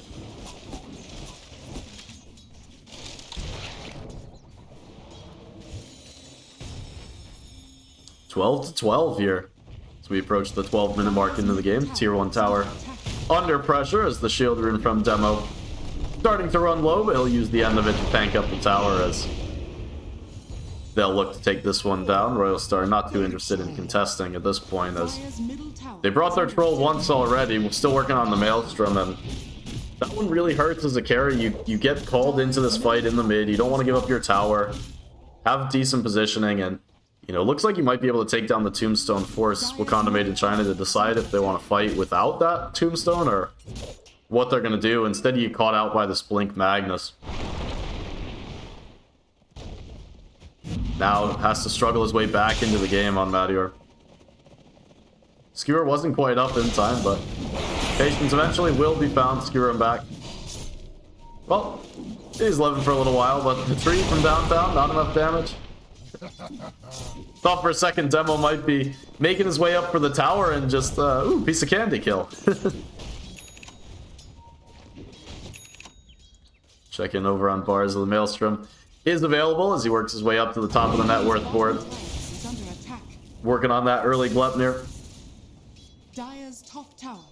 Royal Star lying in wait, looking for him to approach the creep wave, but Barza low on the mana front, didn't want to approach. Still gonna farm up the Ancients. Spidey senses are tingling, but underneath the Observer Ward, very nice one to find him there. And Rudy with the Dream Coil, they'll take him down. Great kill for Royal Star. Now make sure they can get themselves out. Looks like Gek might just be the one that didn't get away, as Rudy does make his way out of there. And up top, Mattior looking for the stragglers. The support's sticking around a little bit too long here. Or are they going to drop the Tombstone, turn around with the Hex? The TP is coming through from Royal Star, but maybe not all going to be completed. It's going to be CM sticking up here. Radiant's bottom tower is Tower so low up in this top side, and Wakanda Made in China making their way back up here. Will eventually be taking it down. Wow, look at this, by the way. Barza again farming the triangle. is under attack. Okay, the ward will be found, right? Yeah, okay. I saw that they pinged it out earlier. I was very surprised that Barza went back to just farm this area before having that D ward, but was able to bring out the courier. For a second, I thought they just pinged it out and immediately forgot, like assumed someone D-warded them. That would have been rather awkward. Avatos committed down in the bot side. Bungus with the skewer as well. Journey looking for the angle on the timber chain, not able to find it. Nice connect with the impale there. You know, I do always get those spells mixed up, I guess. Like, Impale and Earth Spike to me are the same spell. I don't know why, it just is. Demo with the TP to the mid, looking for the extra extension kill, but not able to find the big wand in from Gek. Gonna keep him healthy. Bungus looking for the angle, looking for the RP. They're gonna have the Hex. Earth Spike to follow. They are gonna commit the RP there. The skewer back, the toss. Oh! Toss the wrong one. Rudy playing his way out. Gonna be able to jump to the orb. Dream Coil to hold him back for now. Rudy, don't tell me he gets out of this. He does not. Another level or two, an extra point in the phase shift. Would have had it up again and potentially could have escaped there. Very awkward there, but luckily not going to cost them. Wakanda Made in China able to connect on that kill.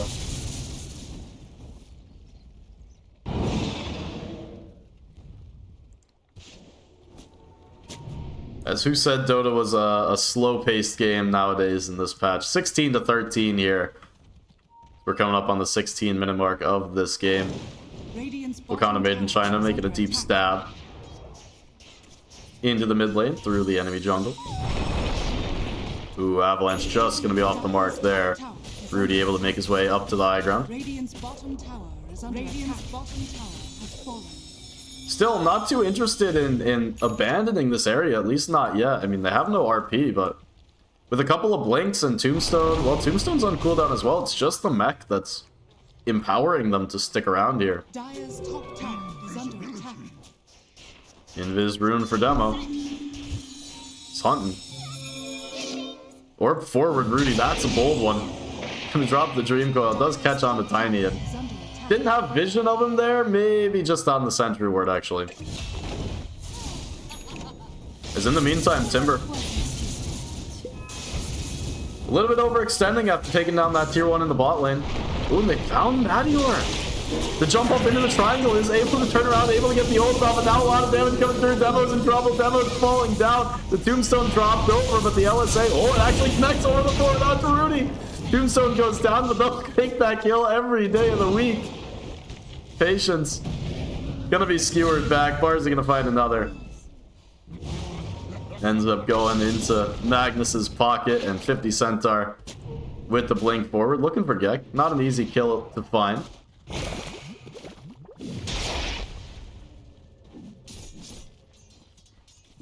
They will have to give it up. These fights, I mean, game 1 and game 2, really just defining word for this series so far has been messy. And I don't even mean that in a bad way. More, maybe not messy, maybe chaotic. LSA connects on the back onto Puck in what looks like an amazing fight for Royal Star. Able to turn it around. Madior just barely surviving at the end of the day.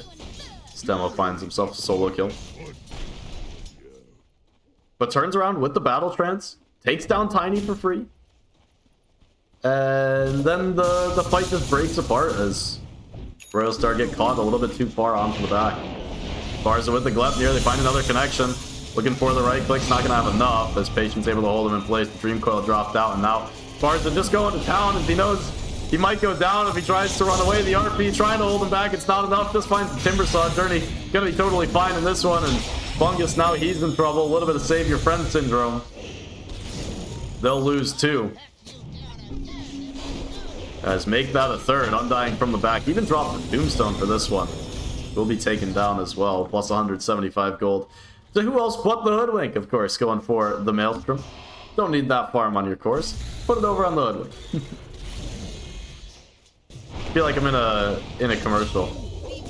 Ooh, boy. That's what I get for looking away from the screen for 1 second. Toss combo coming through onto Rudy. Just takes him down. That's a rough one. That really hurts.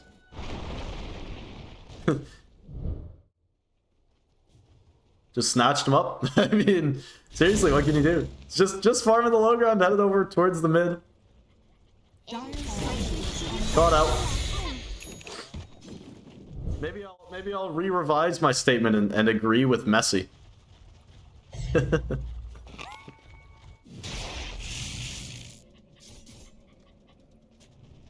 Royal Star. Down 21 to 17. About 2k in the net worth front as well, but still very much a part of this game. Feels like they are on the back foot, though. It's been all Demo making the rotations, and they've shown to struggle finding the Lina on the back, finding significant damage, and Lina's been doing a lot of work on the backside. Just able to take down kills.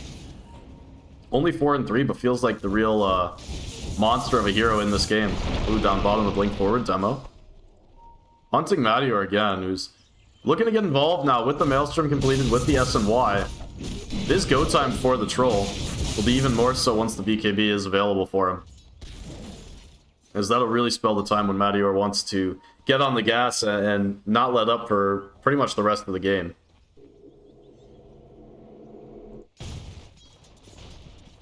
Smoke play in the mid lane. Bungus RP available, looking for that connection along with his supports. 50 Cent are going to be leading the way, and if they're careful, they can run into Rudy. Oh, catches him on the ward behind the tower. Nice chain. Do they have enough there? RP going to be committed.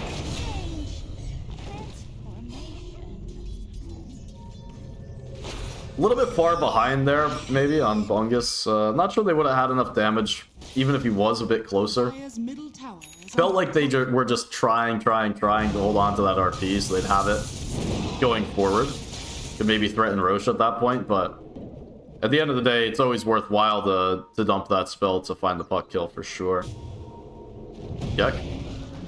Gonna be skewered down to the low ground. Ooh, Earth Spike off the mark as Shockwave pulls him back, but no matter. We'll take down the kill.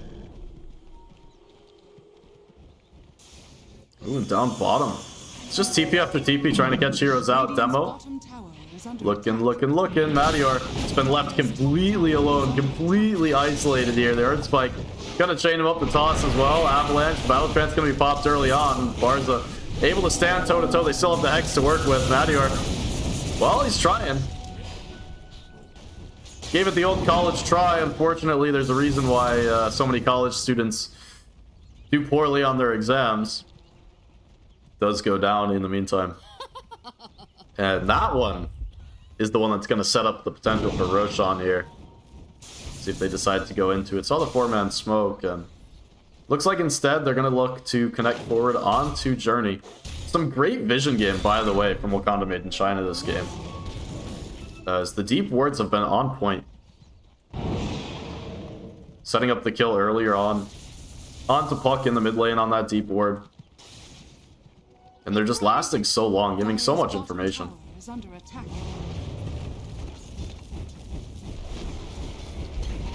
Tombstone gonna be dropped as Tormentor queued up after the tier 2 tower in the bot lane. Zombies going to town. With the full 5-man here, no one's gonna die to this Tormentor. Oh. Nearly snatched away. Journey was trying for it. But the shard gonna go into Undying's pocket. Very nice one of the grab ally on the Tombstone. Has been nerfed since it was at its peak, but ends up being a nice one to have regardless.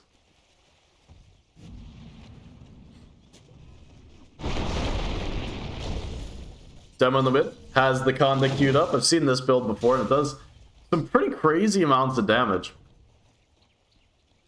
Can't say it's my favorite build of all time, but I'm much more of a believer now than the first game that I saw it when I felt like it would do fuck all.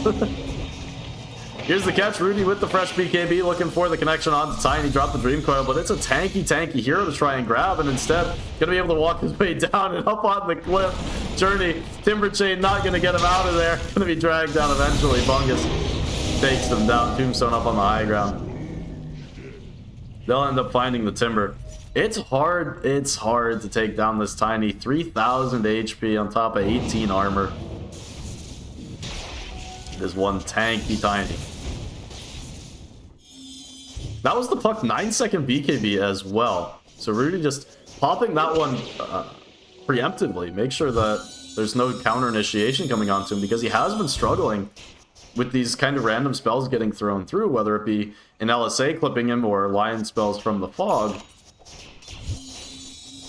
But didn't have the damage, can't get anything done with the BKB, has to just escape out to the side and live to fight another day. Tormentor V2 gonna be taken. Wakanda made in China. Look to clear up the objectives on the map. As headed in towards Roshan. It's gonna be going top in 10 seconds. Not sure they have enough damage in time to take the Roche before it goes top. This is an awkward one. Can they net it permanently? Maybe you can net the Roche permanently, actually. So we do see the pause come through. This is the one kind of lack of emphasis point from Wakanda Made in China. Talked about, 3-4 minutes ago, how they smoked up right outside the Roche pit. They'd taken down Madior on the Troll Warlord. They were primed to pretty much just enter the pit, take it down with the Lina. Didn't go for the Roche kill that time. And now Royal Star trying to snatch it away before it does move up to the top lane. And we can see Wakanda Made in China, they're headed up there, ready to take it when it moves. But I think you might just have enough room. Right? What's the chance? 20% chance? 2-second cooldown? I think you might just keep the Roche in the pit forever. This will be crazy to me. I've not seen this one.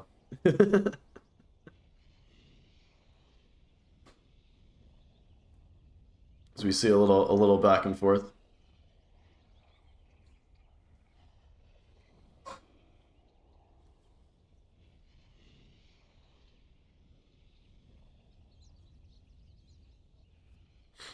Yeah, just call up the admins if you need a reason for the pause. Sure, you could pry them away from what they're doing.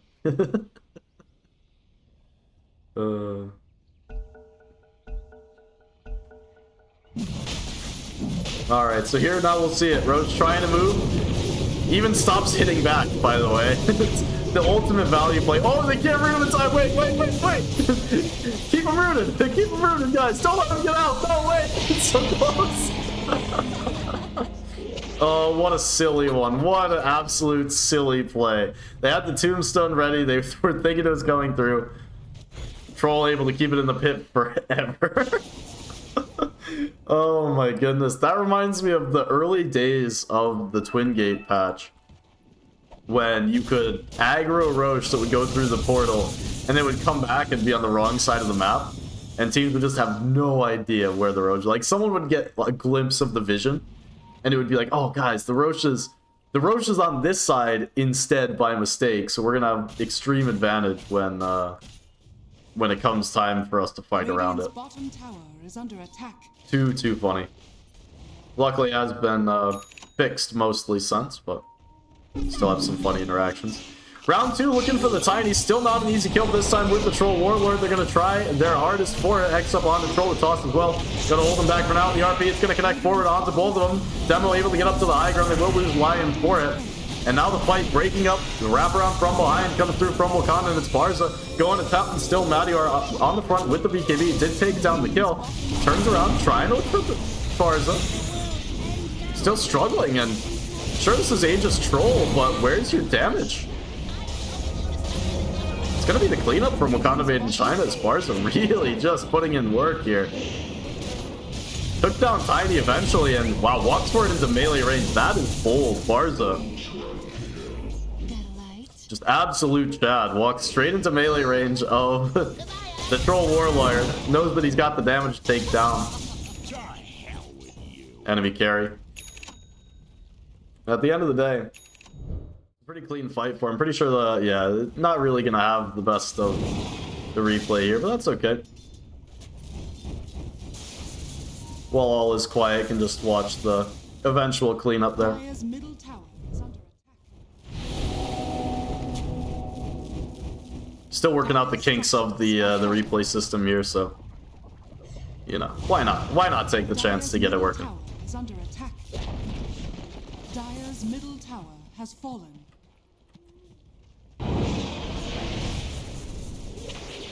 9k net worth lead up for Wakanda made in China, and really it is all on the back of Barza on this Lina.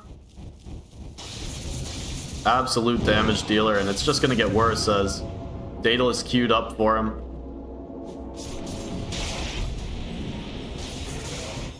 They have excellent control to deal with Madior on this Troll Warlord as well, and we've seen it come out in that last fight. Even with the BKB, gets into the back, but what starts out as Royal Star just charging forward and finding, you know, the first layer.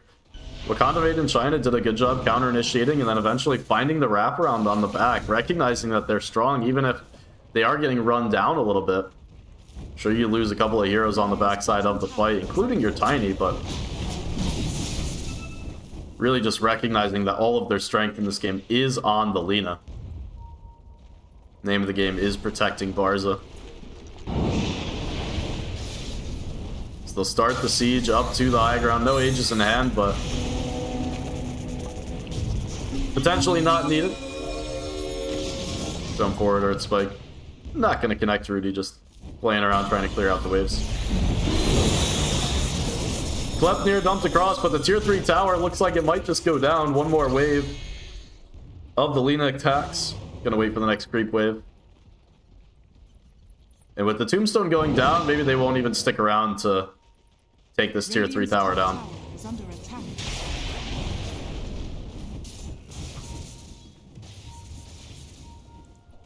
Radiant are scanning. Radiant's top tower is under attack. Smoke comes through, Journey with the blink, looking for the vision onto the side. They're just gonna find Jotun. The Undying will be passing away. Undying, not living up to his name there, and Barza sticking around.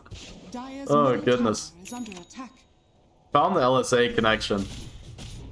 Bold play there for not having the team back up right on his side.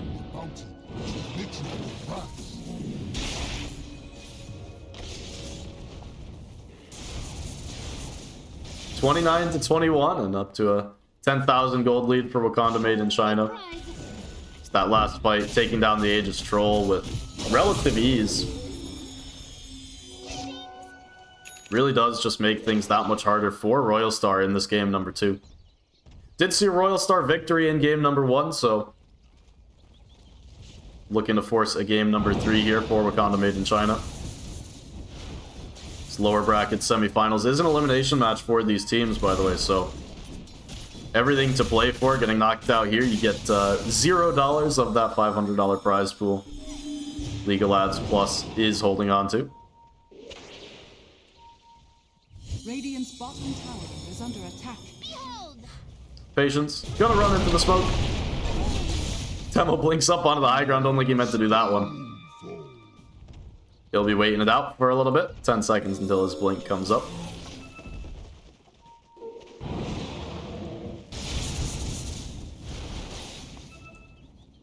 Just gotta pay a little homage to Artur every time. Once a game, hop up on the cliff. Why not? Get the kill from up there. It's fine. Had plenty of damage. Dire's courier has been killed. So the condo was completed. Didn't talk about it once it did come through, but Radiant's you are top able to tower do is under some attack. pretty hefty damage. I mean, your base damage is pretty nice, 347, so lots and lots and lots of damage. Radiant's top tower is under attack. Still, I've never been, you know, amazingly sold on this build, but I do understand that it has its benefits. Bars of the turret. Dire's Able to just take down the tier 3 tower from the low ground. Gets to work on the range racks as well. And even with double damage rune on Madior, Royal Star not able to find the angle, not able to find the initiation into the fight.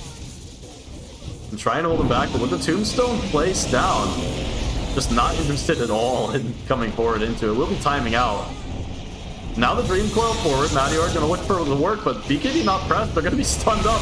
Very, very awkward, and the start of the journey goes down as well. Look at the damage coming through from Demo, and Barza teaming up to do absolute work. Madior with the buyback here, now the BKB, now the Battle Trance, but going toe-to-toe with the Lina, and not even winning this one. The Earth Spike hits everybody. Oh, and that's gonna do it for the game. GG. As it was all building to that, the damage absolutely in place. Not gonna run down CM, but who cares? The damage has been done. Look at the damage come through from Lina in that fight. Ooh, boy. It's really unfortunate that we didn't get to see the fight recap in all its glories. I believe that was about 15,000 damage put out from Lina in that last fight alone. So very nice game from Barza there. It's always exciting to see teams rebound, and that's going to force out a game number 3. We're going to get some bonus Dotas. Going to work to get the lobby queued up for that one. Every game in this lower bracket push so far across the entire playoffs has been a 3-game series, which is pretty great for the competitive balance side. It's pretty great for, you know, the spectating side as well, and pretty great for the broadcaster. Love to see bonus games. We'll be back at you with game number 3 in a couple of minutes. Stick around. Stay tuned. See you then.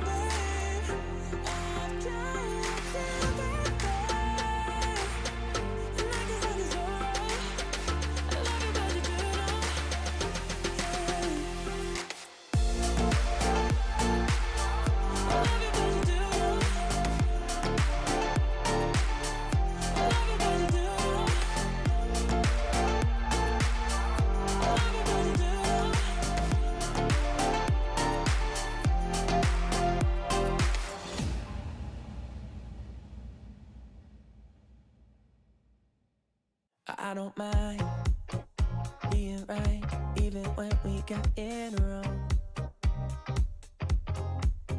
I kinda like making it up as we go.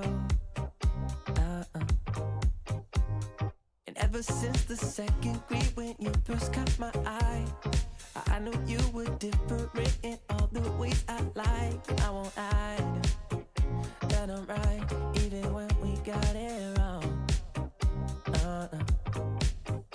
Why you keep playing? We're not the same man. This other little lie, the coming ground is shaking in your eye.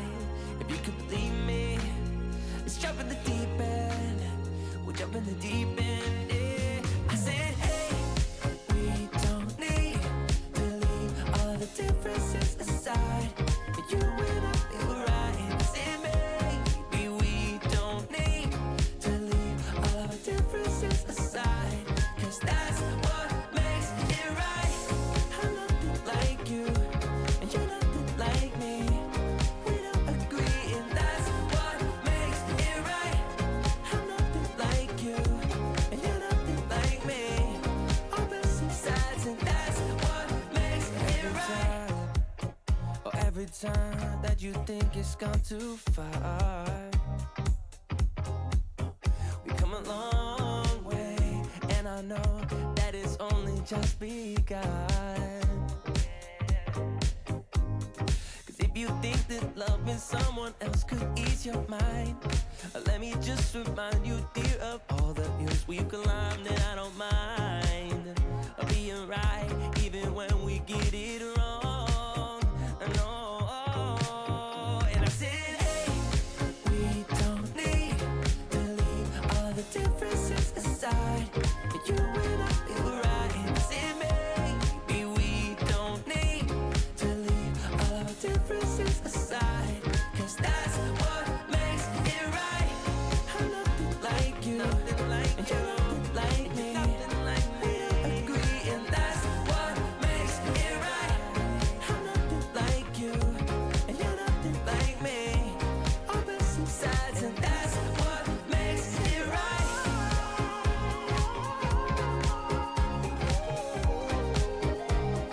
That's what makes it right.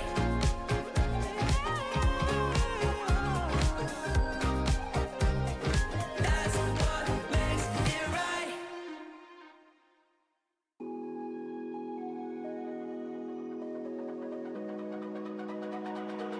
It's almost like falling in love for the first time, all over again. Hold on tight to the feeling, but it's a roller coaster in my head. So I'm holding myself on a precipice, and I've been dreaming off the ground. So I'm looking for something that's definite. I'm praying you don't let me down. It's gotta be all.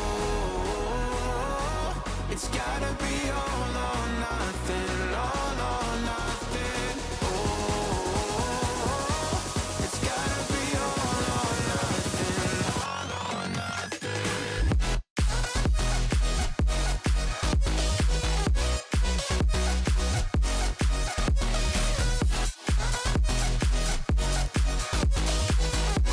It's gotta be all or nothing.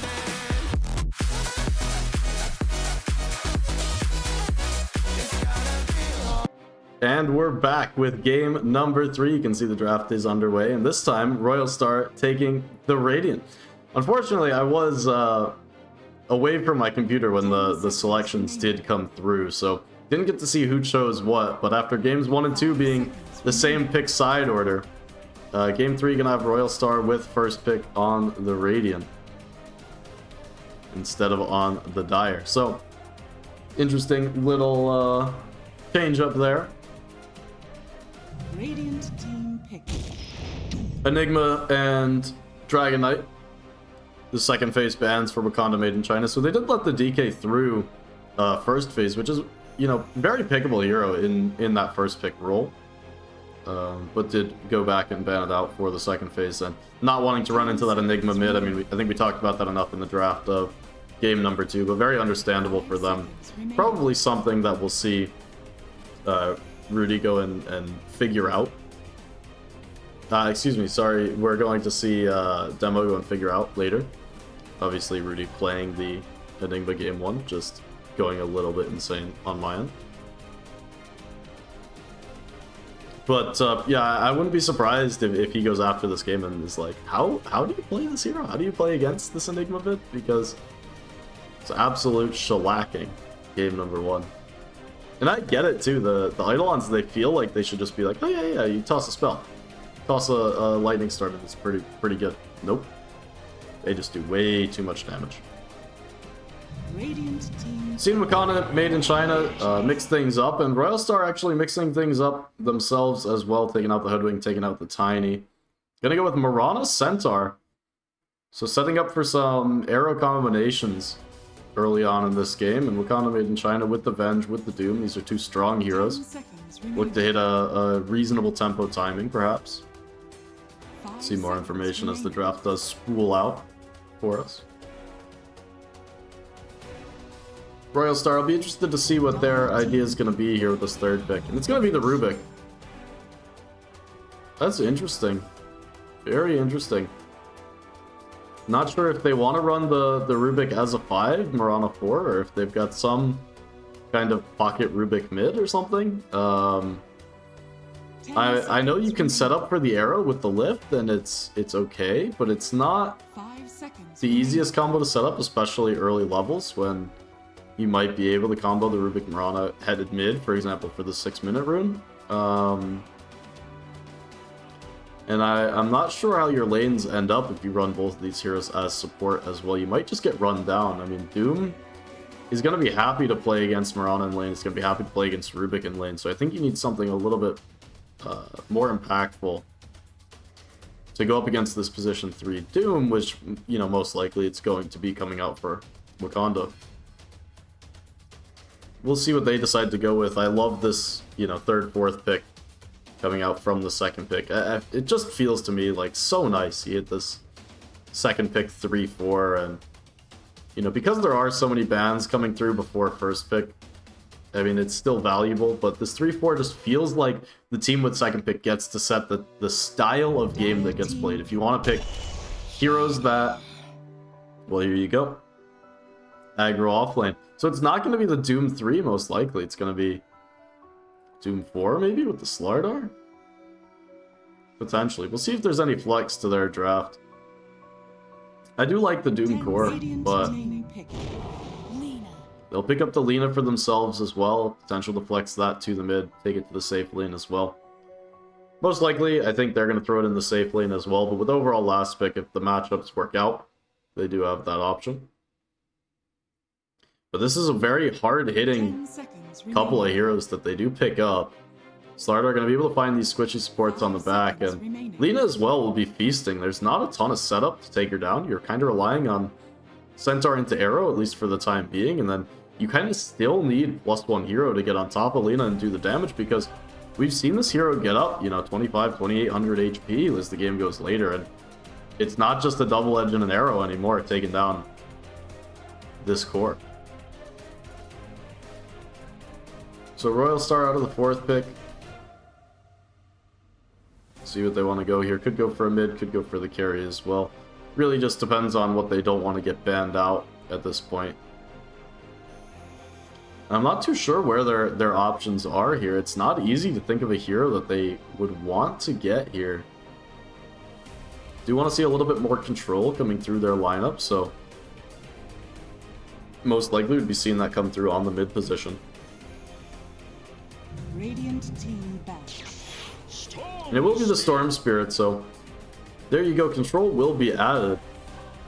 Not the easiest game into Doom, by the way. I know it is going to be the support Doom, most likely at this point in the draft, and it's not the easiest to find the Storm, you know, even as a core, but if you are able to get the Doom onto the Storm, it's going to be the only target, or at least the primary target for the Doom early on in this draft, before we do see this last pick coming through. So Royal Star needing a carry, and gonna be banning out mid laners, thinking that, like me, Lina will be tossed over to the safe lane and they'll pick up a mid with that overall last pick.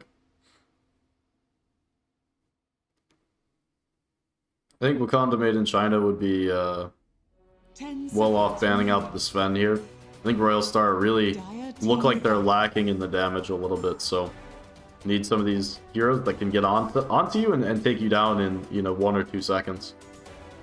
Troll is also a good hero that kind of fills that niche role.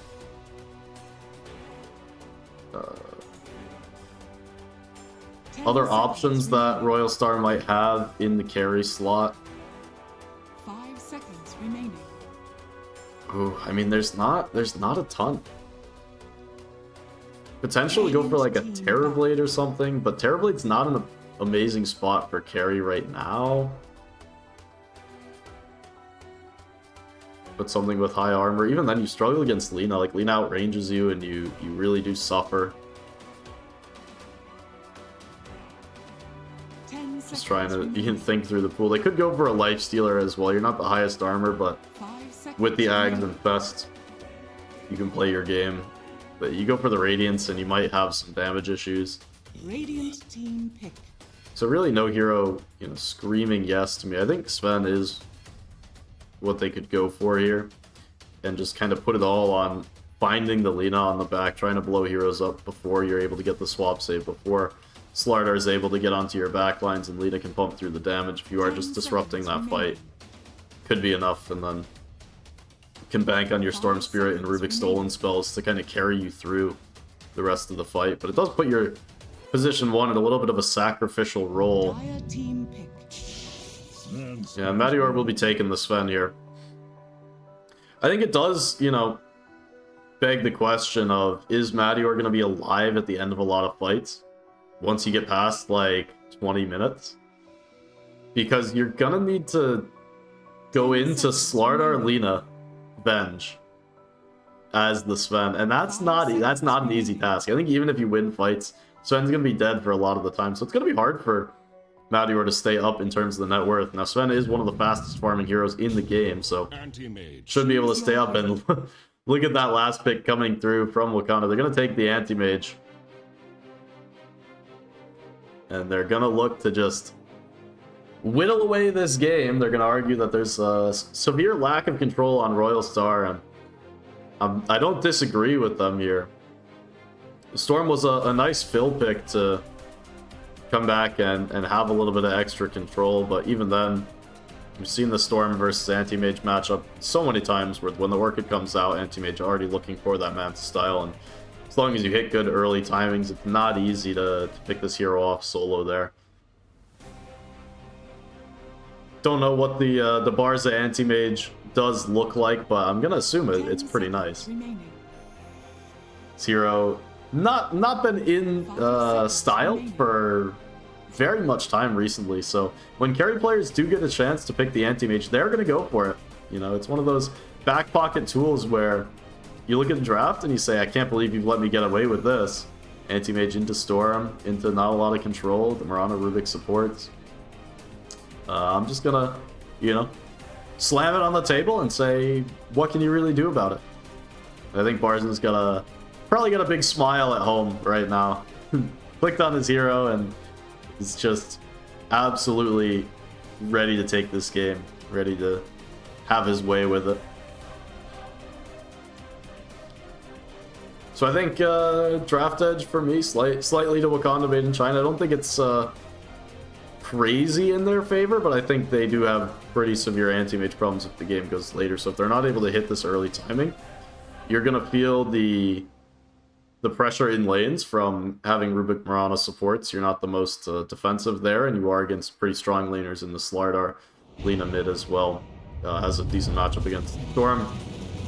And if you're not able to win these hard lanes, you might just start folding before the timings really get hit, and then you're playing Anti-Mage's game and you're not really playing your own at that point. Still had a similar idea game number 1 that Wakanda made in China had the advantage coming through out of the draft, and look how that turned out. The Royal Star victory, game 1 in 43 minutes. So all eyes gonna be on this game number 3 elimination game in the lower bracket semifinals, League of Lads Plus. If you're just tuning in, series is at 1-1, Royal Star versus Wakanda made in China. What a surprise. Each team trying to stave off elimination. Now, each team has been in this position before, and I don't mean generally, I mean recently. Each of these teams coming into this week, their previous lower bracket round did end in 2-1 victories for each of these teams. So used to playing these game number 3s, used to Told you a storm was coming. playing elimination games in this lower bracket.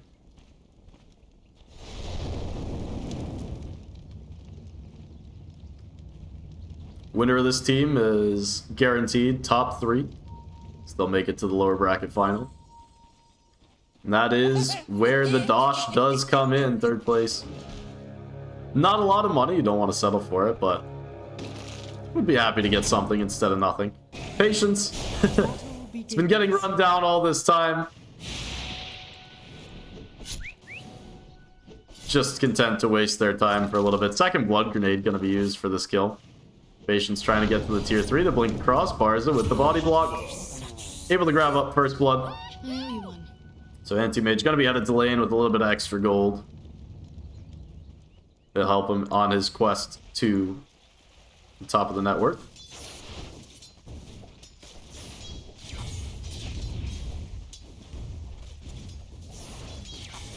So this mid lane matchup really is a classic one, the Lina versus the Storm Spirit. And Lina with the extra range does pretty well here, but Storm always able to go to the jungle, the extra magic damage coming through as well.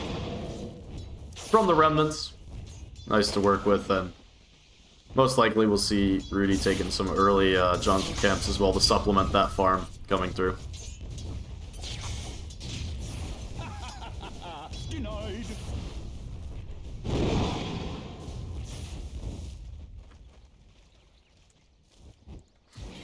Take a look over at AM, as I think this is the lane that we're really interested in this game. Is who cares about mid? They're gonna go even, they're gonna be fine.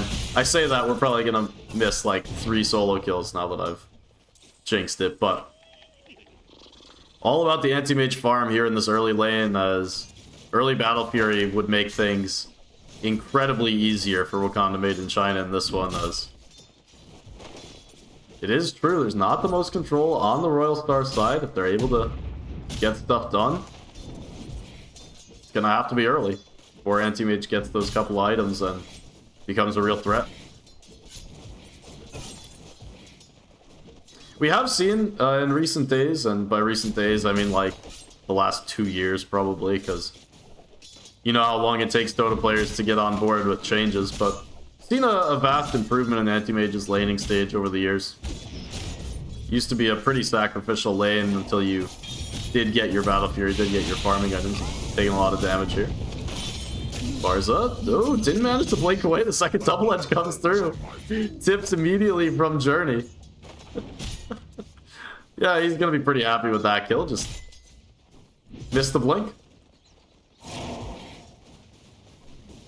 But anti-mage's laning stage has been pretty greatly improved between counterspell granting that passive magic res, between the mana break being a little bit stronger than it was, having the slow when you are out of mana as well. Does make this hero a real presence in lane, whereas it used to be, you know, complete farm creeps and don't bother hitting the heroes because you don't do much of anything.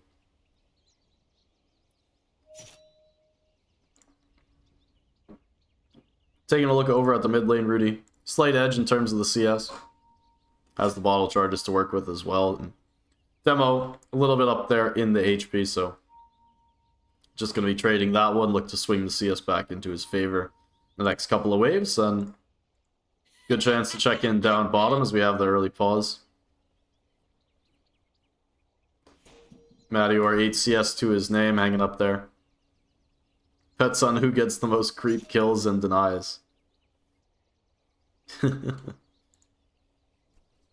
You know, I have a feeling Bungus is going to come out of this this bot lane top of the net worth somehow, as he has game number 1 and game number 2.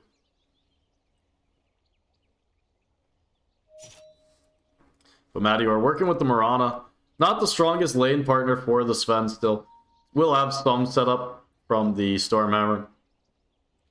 But the Slaughter Revenge lane is no joke, by the way. This is a lane that will be able to put pressure onto Sven. Will be able to put pressure most definitely onto Mirana, as Magic Missile into Bash could just spell her death at really any stage of this lane.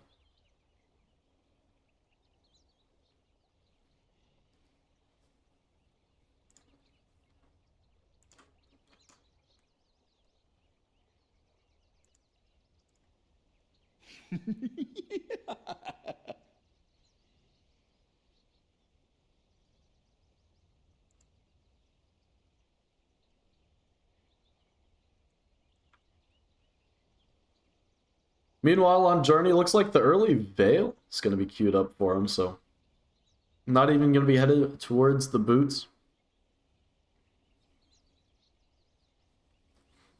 I actually don't mind this this build at all. Just look to push out the wave and go about it that way. I think if you're able to put the early pressure with the double edge onto Barza, can be some problems for anti-mage, especially with the Doom support. It just doesn't provide you that same oomph as really a hero with an extra stun or with a little bit more defensive capability. But did find that mana burn creep now, so Doom gonna be very much online, and they're gonna have the double mana burn to work with, which ties into that that laning phase change I was talking about on anti-mage. Drain them completely out of mana, and all of a sudden you have pretty decent slow potential as well.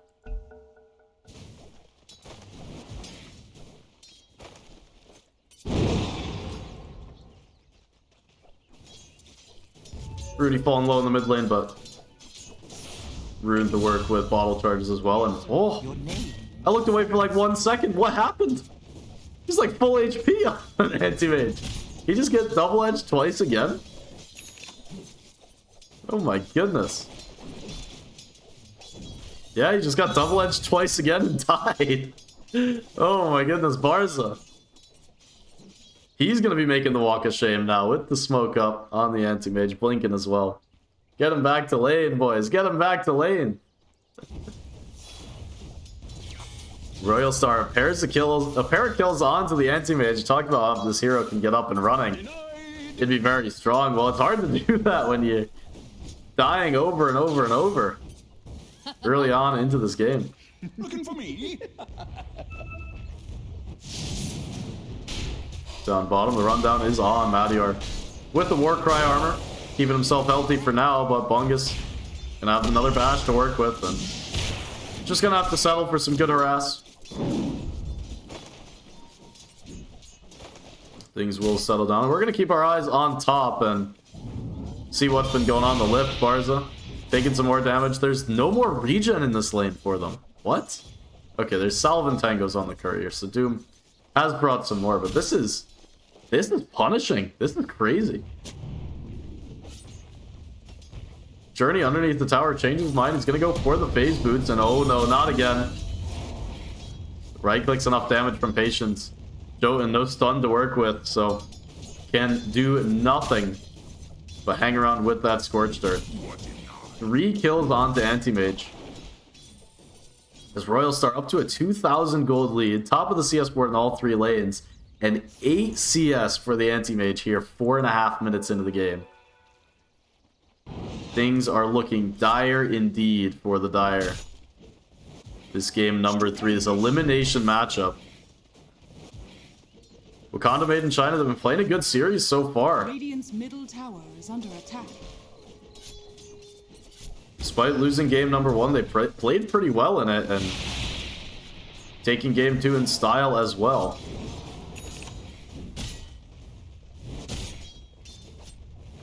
But Journey phase boots available, as hold that thought down bottom. A little bit of a chase down is on. Bungus with the bashes. Going to work on the Sven. Madior turning around, thinking about it. It'll hold up.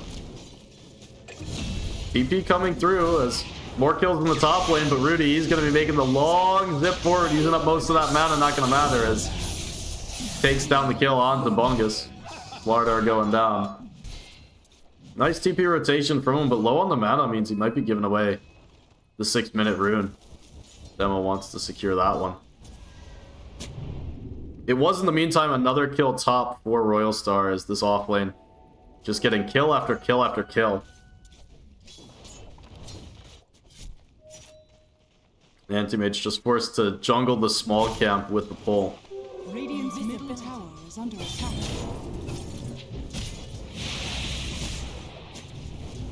Barza taking some clicks, but the Invis rune picked up from Demo. This is a much needed rotation to the top lane. Gonna look to connect and relieve some of the pressure. It's a killing spree. It might not. It's not a killing spree on either of these heroes, but Demo will be able to take down at least one. Patience falling low as well. Dire's middle One more tower right is click under needed. attack. See if they can't find the vision. Demo willing to tank the tower to do it. Dragon Slave comes through and he will take him down. So the double kill coming through for the Lina. 2 big kills there. And Radiant are scanning. yeah, unfortunately no killing sprees to claim as the kills were well distributed amongst the pair of offlane heroes.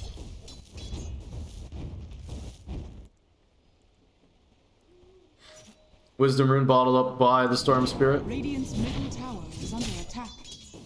Here's your one downside of killing off the Centaur is he's now back full HP and full mana to come and harass Barza some more. Really struggling in the net worth here. 2,400 gold to his name.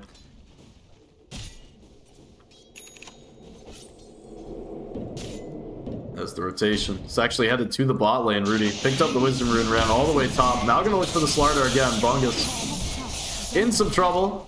Zipped up into the arrow. Will be taken down. Dire's courier has You been killed. blew it. Radiant's middle And tower Barza is under loses his attack. courier with the cornucopia on him. Yikes. That's not a fun one to lose at all. That's effectively half of his net worth, by the way, just on the dead courier. It has been such a struggle for Barza in this top lane. Radiant are scanning. Really has early on in this one. Demo picked up a shield rune up in the top.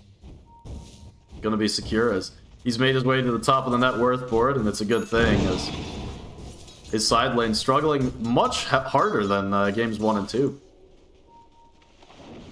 In fact, both previous games to this one, it's been Royal Star who's struggled a little bit coming out of the lanes. Complete role reversal this time around.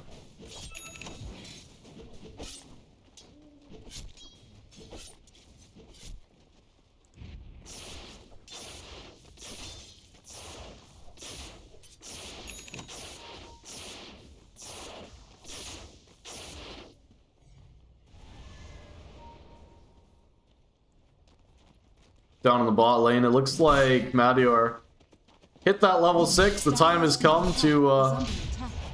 make sure he doesn't die down here as the swap is now available. Bungus, ooh, the crush not going to be on the mark, and Rudy, he's in with the zip, looking Madior with the God Strength as well as back in, wants to get involved, and they're going to find another kill on the Slardar. It's the 3rd death for the Slardar here in this one, Bungus.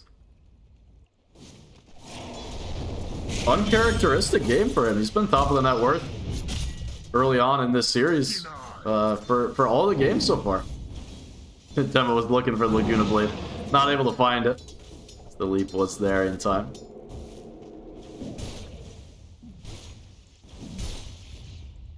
Madior claims that top net worth slot for himself off the back of the kills and a couple of extra jungle creeps that he was able to farm up for himself.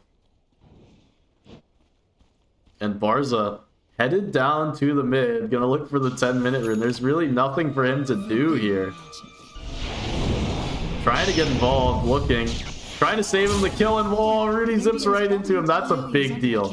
Let me tell you, that is a big, big deal. Barza felt kicked out of lane, as his Doom will go down in the meantime. But felt kicked out of lane, ran all the way mid because he can't jungle at this stage. Ends up just getting the Storm kill, zips right into him. If Storm just dies at the bottom power rune there, there's not much to do for Barza. He might just have to hang around mid and awkwardly take a few CS, or just stumble his way back to the top lane and apologize for the inconvenience. I mean, yeah, it's a big deal. It's gonna end up getting him his treads, and he'll work towards the Battle Fury again. Still significantly behind on this anti-mage, and really testament to the job that Journey's done early on in this game. See him up there in the net worth about 5,000 as second place only to the Sven. Has the Veil gonna be working on the Blink Dagger as well to just continue to be a nuisance, and look at this, just stealing away the hard camp, making everything difficult for Barza. Forced in the jungle, forced to go and take the camps that Demo was looking to hit because there's really nowhere else for him to play. And in the meantime, Royal Star Gonna be setting up towards the mid lane. Bringing the supports over here. Not the easiest tower to really pressure against the Lina and against Venge. Having the swap means that things are relatively awkward. Radiant's bottom tower is under attack. But the stack's gonna be built up in the triangle. Dire's middle tower is under Sven attack. gonna be happy to farm this one up. Journey made his way to the mid lane. Double damage rune. Grabbed up by Venge, but not gonna stop him from going down. And now the pressure onto the mid tower. Dire's structure. Moonlight Shadow wasn't activated for that kill. Now they're gonna look for Lina. Demo, he just explodes. Oh boy, look at the damage coming through. Dire's High ground ward spotted him out inside of those trees.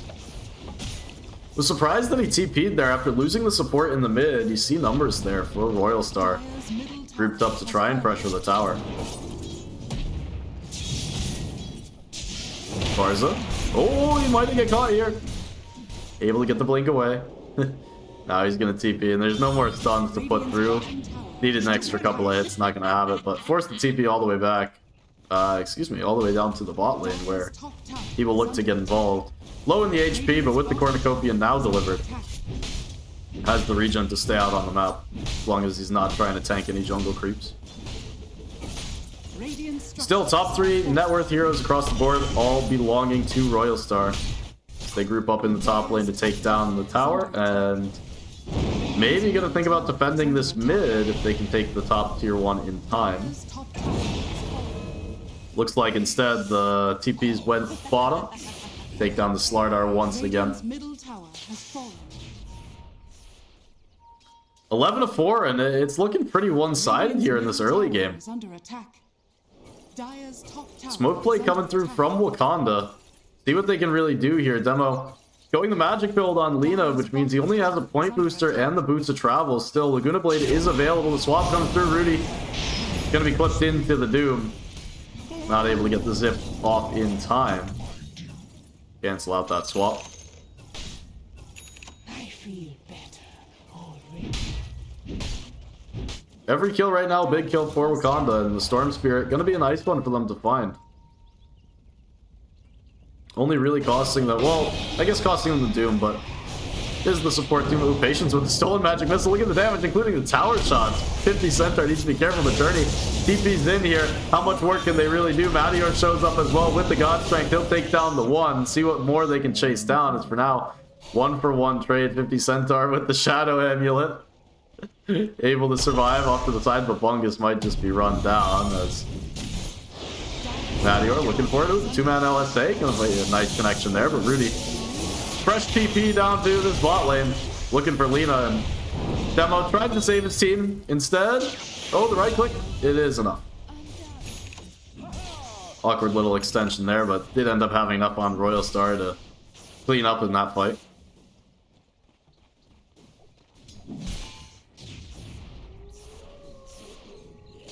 Dota trying to convince me that it was a 1-for-1 trade, but certainly was not.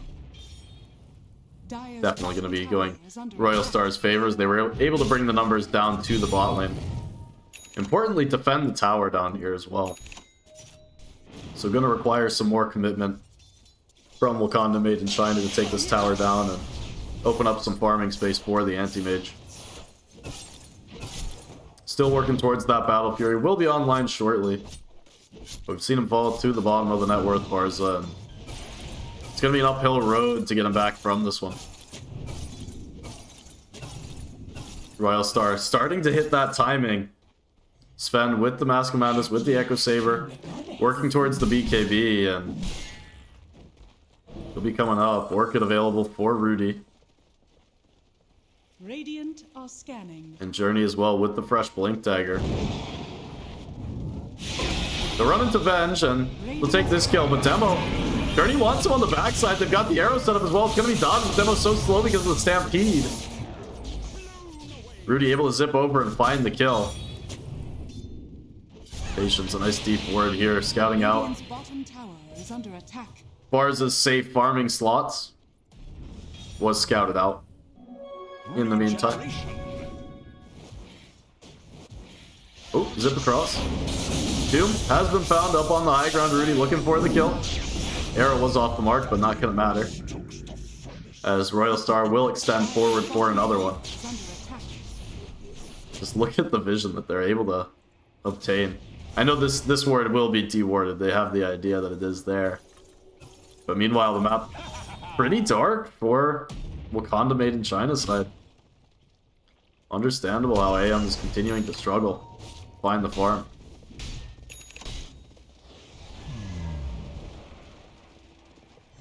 $17-6 and an 8,000 gold lead opened up for Royal Star, and things are going to get worse before they get better. Madior continuing to accelerate the farm on Sven as the levels do pile in. Get to work on the Ancient stack as the God Strength did run out. Still, no trouble taking this one with the Mask of Madness with the Echo Saber. Dire's middle tower is under attack. Nearly completed on that BKB already. It is one scary timing, and Journey not falling off in the farm at all either. Gonna be heading towards the Lotus Orb, it seems. But I like what they're doing, Royal Star. They're grouped up, like they're gonna start to put some pressure on this tier 2 top already, and not an easy one to defend for Wakanda made in China. Still looking for that Aghanim Scepter on the Lina. They do have Doom available now. And the Blink as well for Bungus, so maybe gonna try and set something up around this defense. They will find the catch onto Madior, looking for the angle on the Doom. They're gonna find the connection, but Journey in on the backside. Damage coming through. Gonna be able to turn and do some damage on Madior before he does go down. And the stolen Doom, it's on the Anti-Mage. That's not the hero you want to be losing. Clean up over to the side, by the way. Demo does survive. Anti-Mage for now, living through it all, but the damage does come through. Journey finds him. What a steal from Patience, by the way, on that stolen Doom. Ends up being a 4-for-1 trade, and sure you lose the Sven, but you're going to take that trade any day of the week. It's going to open up a 10,000 gold lead. Journey even blinking up to the high ground in case Lina was escaping in that direction. Total confidence coming through from Royal Star. The tips deservedly so going Patience's way. So he's able to hold on to that stolen Doom as well, living through the fight. So 90 seconds gonna have it up again on the Rubik. Tower is under attack.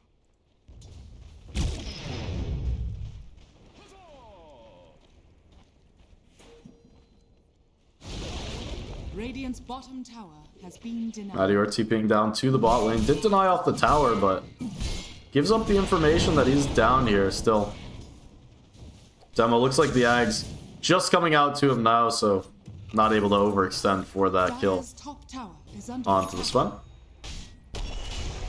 Look to see Demo get involved immediately, though, with this Aghanim Scepter, as things starting to feel in dire straits for them on the Wakanda side. Need to find some extra kills to stem the bleeding here. Rudy, for a second, looked like he was going to zip forward onto Demo, but just takes down the wave. Invis rune acquired and activated, and see if there's a smoke coming through for these Wakanda heroes. Doom did indeed provide one. Making their way up towards the top side. See the Storm Spirit. Now showing on the wave as well. Still, it's Demo leading the way, and not the easiest catch there.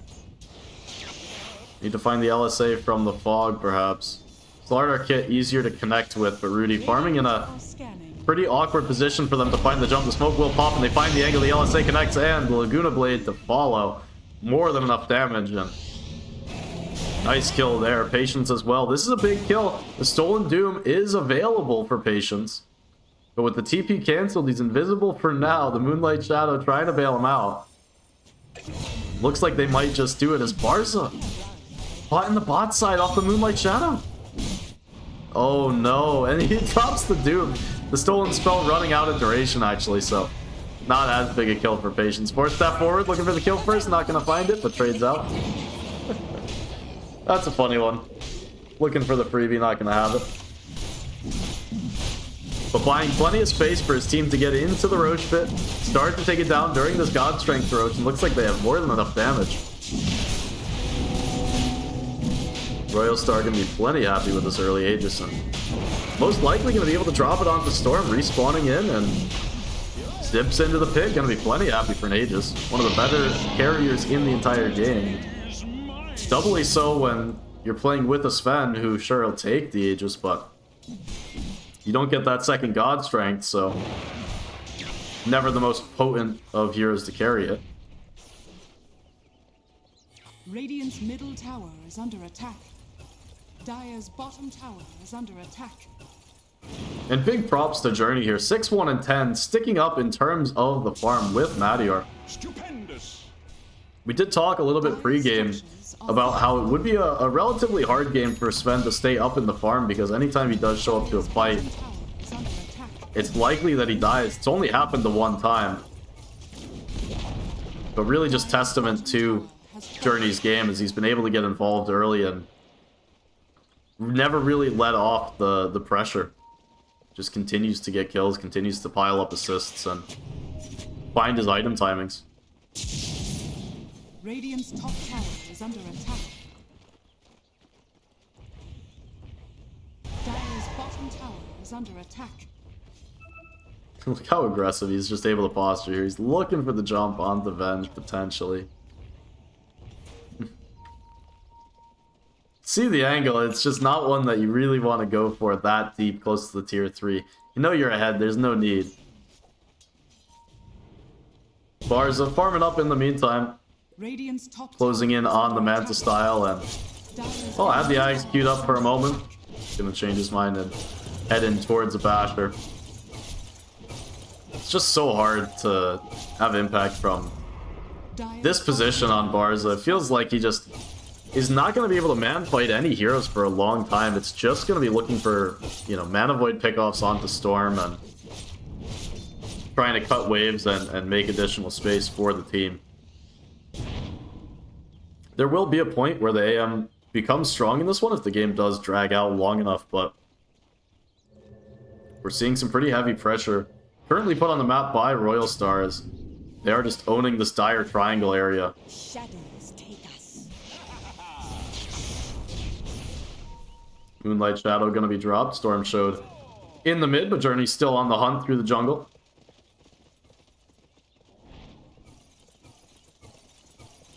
Not gonna connect onto anything. Or will he?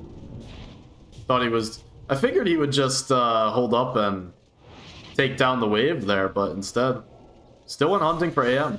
Close to finding him.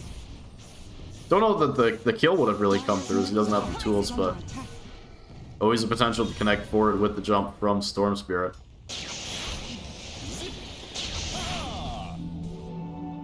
There's that jump forward with the Glimmer Cape. Able to get 50 Centaur out of trouble. The name of the game now for Wakanda Made in China, delay, delay, delay, as their tier 2's getting knocked on, but Dire's middle tower the is team under just attack. hanging around the bot side, trying to find what farm they can. Find those next items in order to try and fight back. Bottom tower is under attack. Dire's middle tower has But meanwhile, Madior continues to find farm. That's the Aghanim Scepter coming out for the Sven. This is another one of those hero item combos that has resurged in the last couple of weeks. As it really does feel kind of bad to buy Blink Dagger on the cores nowadays. It can feel like some wasted net worth where you'd rather have an item that gives you stats, that gives you damage, that gives you the extra kind of something.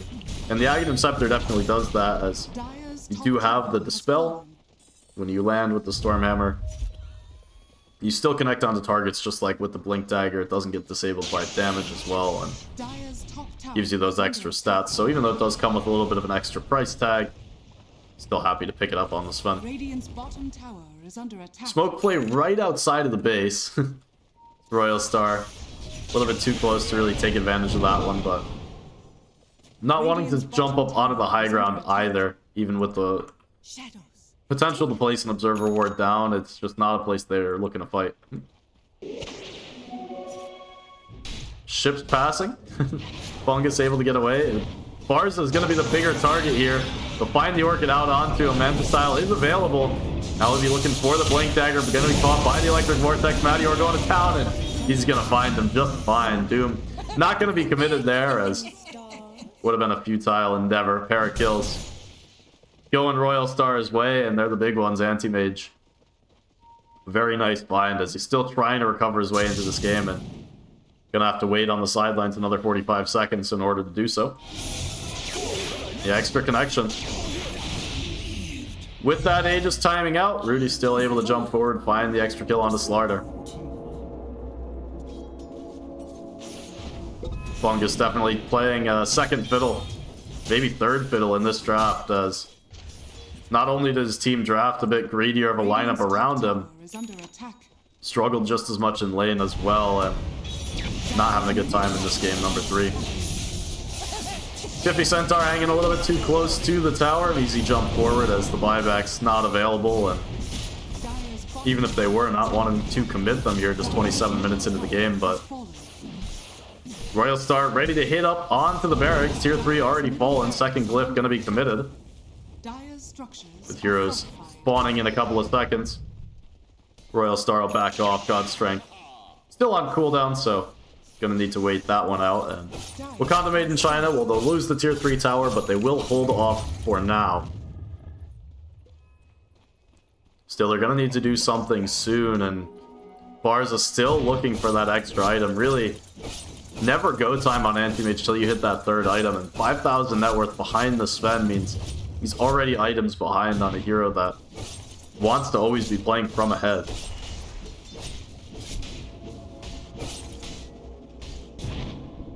So much of the kit here just invested in making sure you can farm safely, and 6 deaths to his name on the Anti-Mage. It's been a rough one for Barza. Madior grabs a Nemesis curse as well. More and more and more damage. Bottled up double damage rune. Amplified damage rune, I suppose we're calling it nowadays. Smoke up from the side. They are trying something, Wakanda, looking for the angle in, but instead gonna settle for cutting the wave. It's so hard for them to find the fight, and you can see with the smoke they were thinking about connecting down to AM, trying to defend him as a potential jump did come through, but instead their rack's getting wailed away on. Double damage Sven with the God Strength is always something to worry about. Swap over onto the side, they're looking for Journey. Journey living through it all, the 2-man stun comes through, and Stampede still gets him out of danger. Doom deleted on the backside, not able to get the Doom out. We see the instant buyback, but the disengage coming through with the Moonlight Shadow. Now thinking about turning it back around. Barza in trouble. Barza, he's going to be chained perfectly into the death. A 2-man Centaur stomps to the side. Add insult to injury as Joan gets the Doom down. Madior, ultra kill on the Sven. This game is as good as over as Royal Star. Very convincing. Game number 3 here. There is absolutely nothing Wakanda Made in China can do. All started from minute 2 in the laning phase. Back-to-back deaths coming through from Barza on this Anti-Mage. Gonna buy back into the game now. And Royal Star potentially overdoing it, but again, the stolen Doom is out onto Barza again. He fought back for this one, and Madior now in. They're gonna be forced away. Can't really take down Demo himself.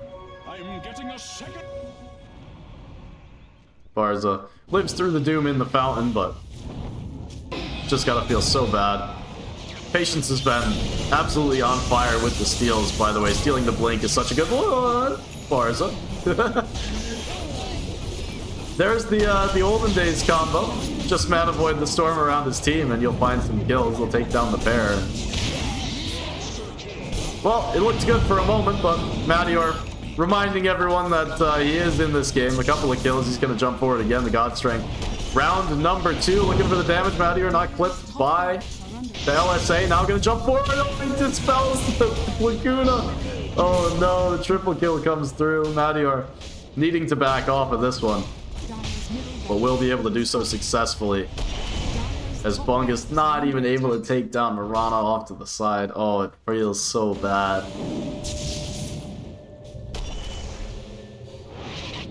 What a job there on the Stormhammer. I mean, it didn't look intentional at all. He just wanted to get on top of Lina, but Just makes it hurt that much more when you get the Laguna off, but it's during that dispellable damage window you get into the Stormhammer. One more reason to pick up the Aghanim Scepter on the Sven instead of the Blink Dagger. Cost Wakanda made in China just about every resource they have at their disposal, but they do hold on to the top set of barracks. Bottom still standing as well, so potential for one more round in them.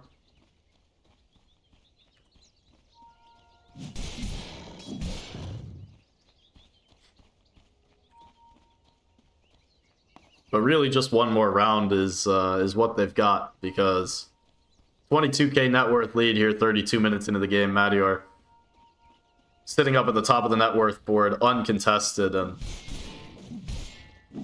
it's not looking like the AM game they dreamed of on Wakanda. I mean, at first blush, the lack of control really seemed like Barza might have a pretty free one, but as I said, from minute 0, just not having a lane that he could really turn into an early Battle Fury meant that his game was griefed before it even began. Feels like you're not even a real hero on Anti-Mage before the Battle Fury comes out, and here we go again. Barza counterspell and blink up to the high ground, but trying to run away. Madior didn't quite spot him out. Arrow gonna be off the mark. He'll TP his way home. Was the God Strength committed, so need to wait out another round, but with the Roshan being available, Journey gonna head down there, call the team in for reinforcements.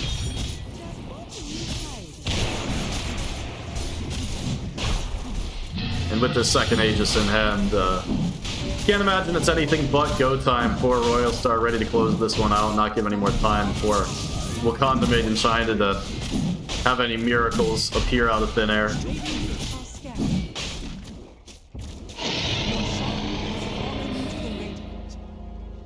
Giving the last hit on the Roshan over to Gek. Dancing around the Aegis. Waiting for Rudy to get over here. They'll give it over to him. Put the dust in his inventory, I see. He'll get it eventually. TP's back. Wakanda smoked up in their triangle, see if they can't do anything. Roshan going down means they've got a good idea of where Royal Star are playing. They did see the Storm TP back to the mid lane as well, but with the team split up for now, and Bungus not having the same kind of game as he did games number 1 and 2, the supports and Bungus just not going to be able to get much done at this point. They're going to try, and well, they'll find the first kill onto Rubik as the rest of the team taking down the Tormentor, or will be eventually. Slightly disjointed there, but at the end of the day, Royal Star will just wait out the respawn timer on their Rubik before making anything too bold happen. Madior, full Satanic acquired in the inventory. And I believe, yeah, it was the Lincoln Sphere on Storm. So no Doom gonna come through there either. You talk about how Doom really only has one target this game, as the Blink Dagger, but no longer gonna be able to find the Doom onto Storm, at least not without help. And you can have people pop the Lincolns for you. I mean, Amplified Damage, or Corrosive Haze, rather, does exist and will be a valuable tool. Hold that thought. Journey up in the top lane. Bit isolated from his team. They'll drop all the spells on Lotus Orb. Not going to dissuade Wakanda from going forward for more. Royal Star connecting to this one. They'll find Doom first. Rudy going to feel confident to jump forward now, and they'll end up picking off both supports. Looking for more, and just not going to find the TPs up to the north. Rudy used all of the mana. So see what that means in terms of next steps for Royal Star. Able to trade out that Centaur kill nicely for the para support. Still probably worthwhile for Wakanda made in China. But Royal Star will be okay with that one. Aegis in hand for a couple of minutes.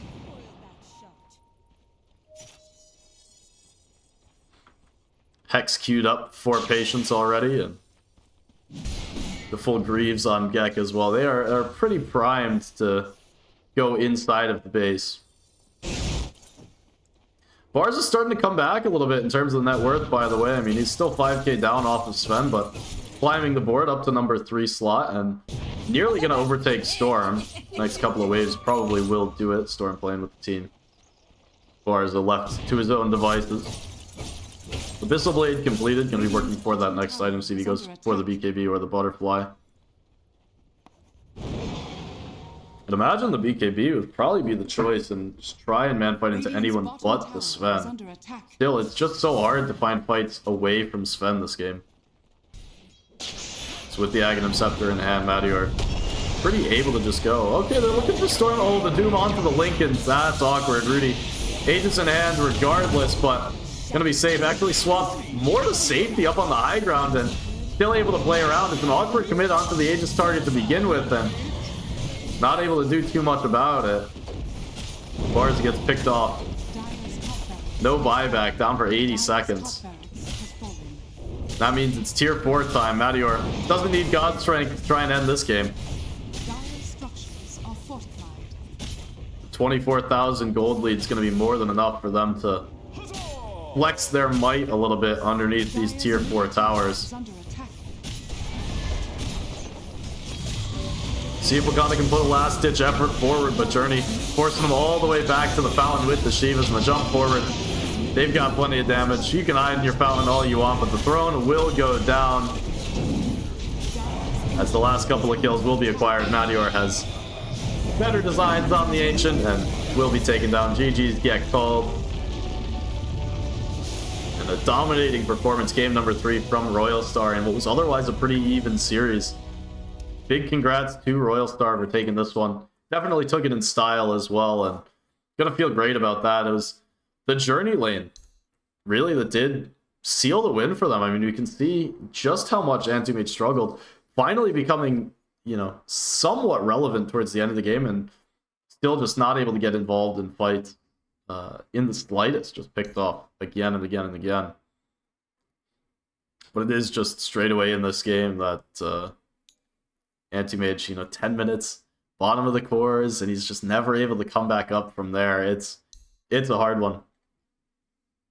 So big congrats there to Royal Star taking the series 2-1. They're going to be moving on to the lower bracket finals. That one's going to be coming up sometime in the next week. Keep an eye out for when that game will be. Most likely not going to be me casting it, but you know, you never know. We'll see what they do get scheduled. So thanks everybody for tuning in. If you want to watch some more casted games, this next week will be the last week of the regular season of the NACE Collegiate Series. So make sure to tune in here at twitch.tv/CoolHandsDota if you want to check that league out. We'll see playoff action starting the week after next as well. So make sure you tune in there. We're going to see 8 college teams battle it out for the ultimate #1 spot. That's in a league of 18 teams. So it's very fun to see the university programs battle it out as well. Make sure you check that out. I think it's great, and we'd love your support.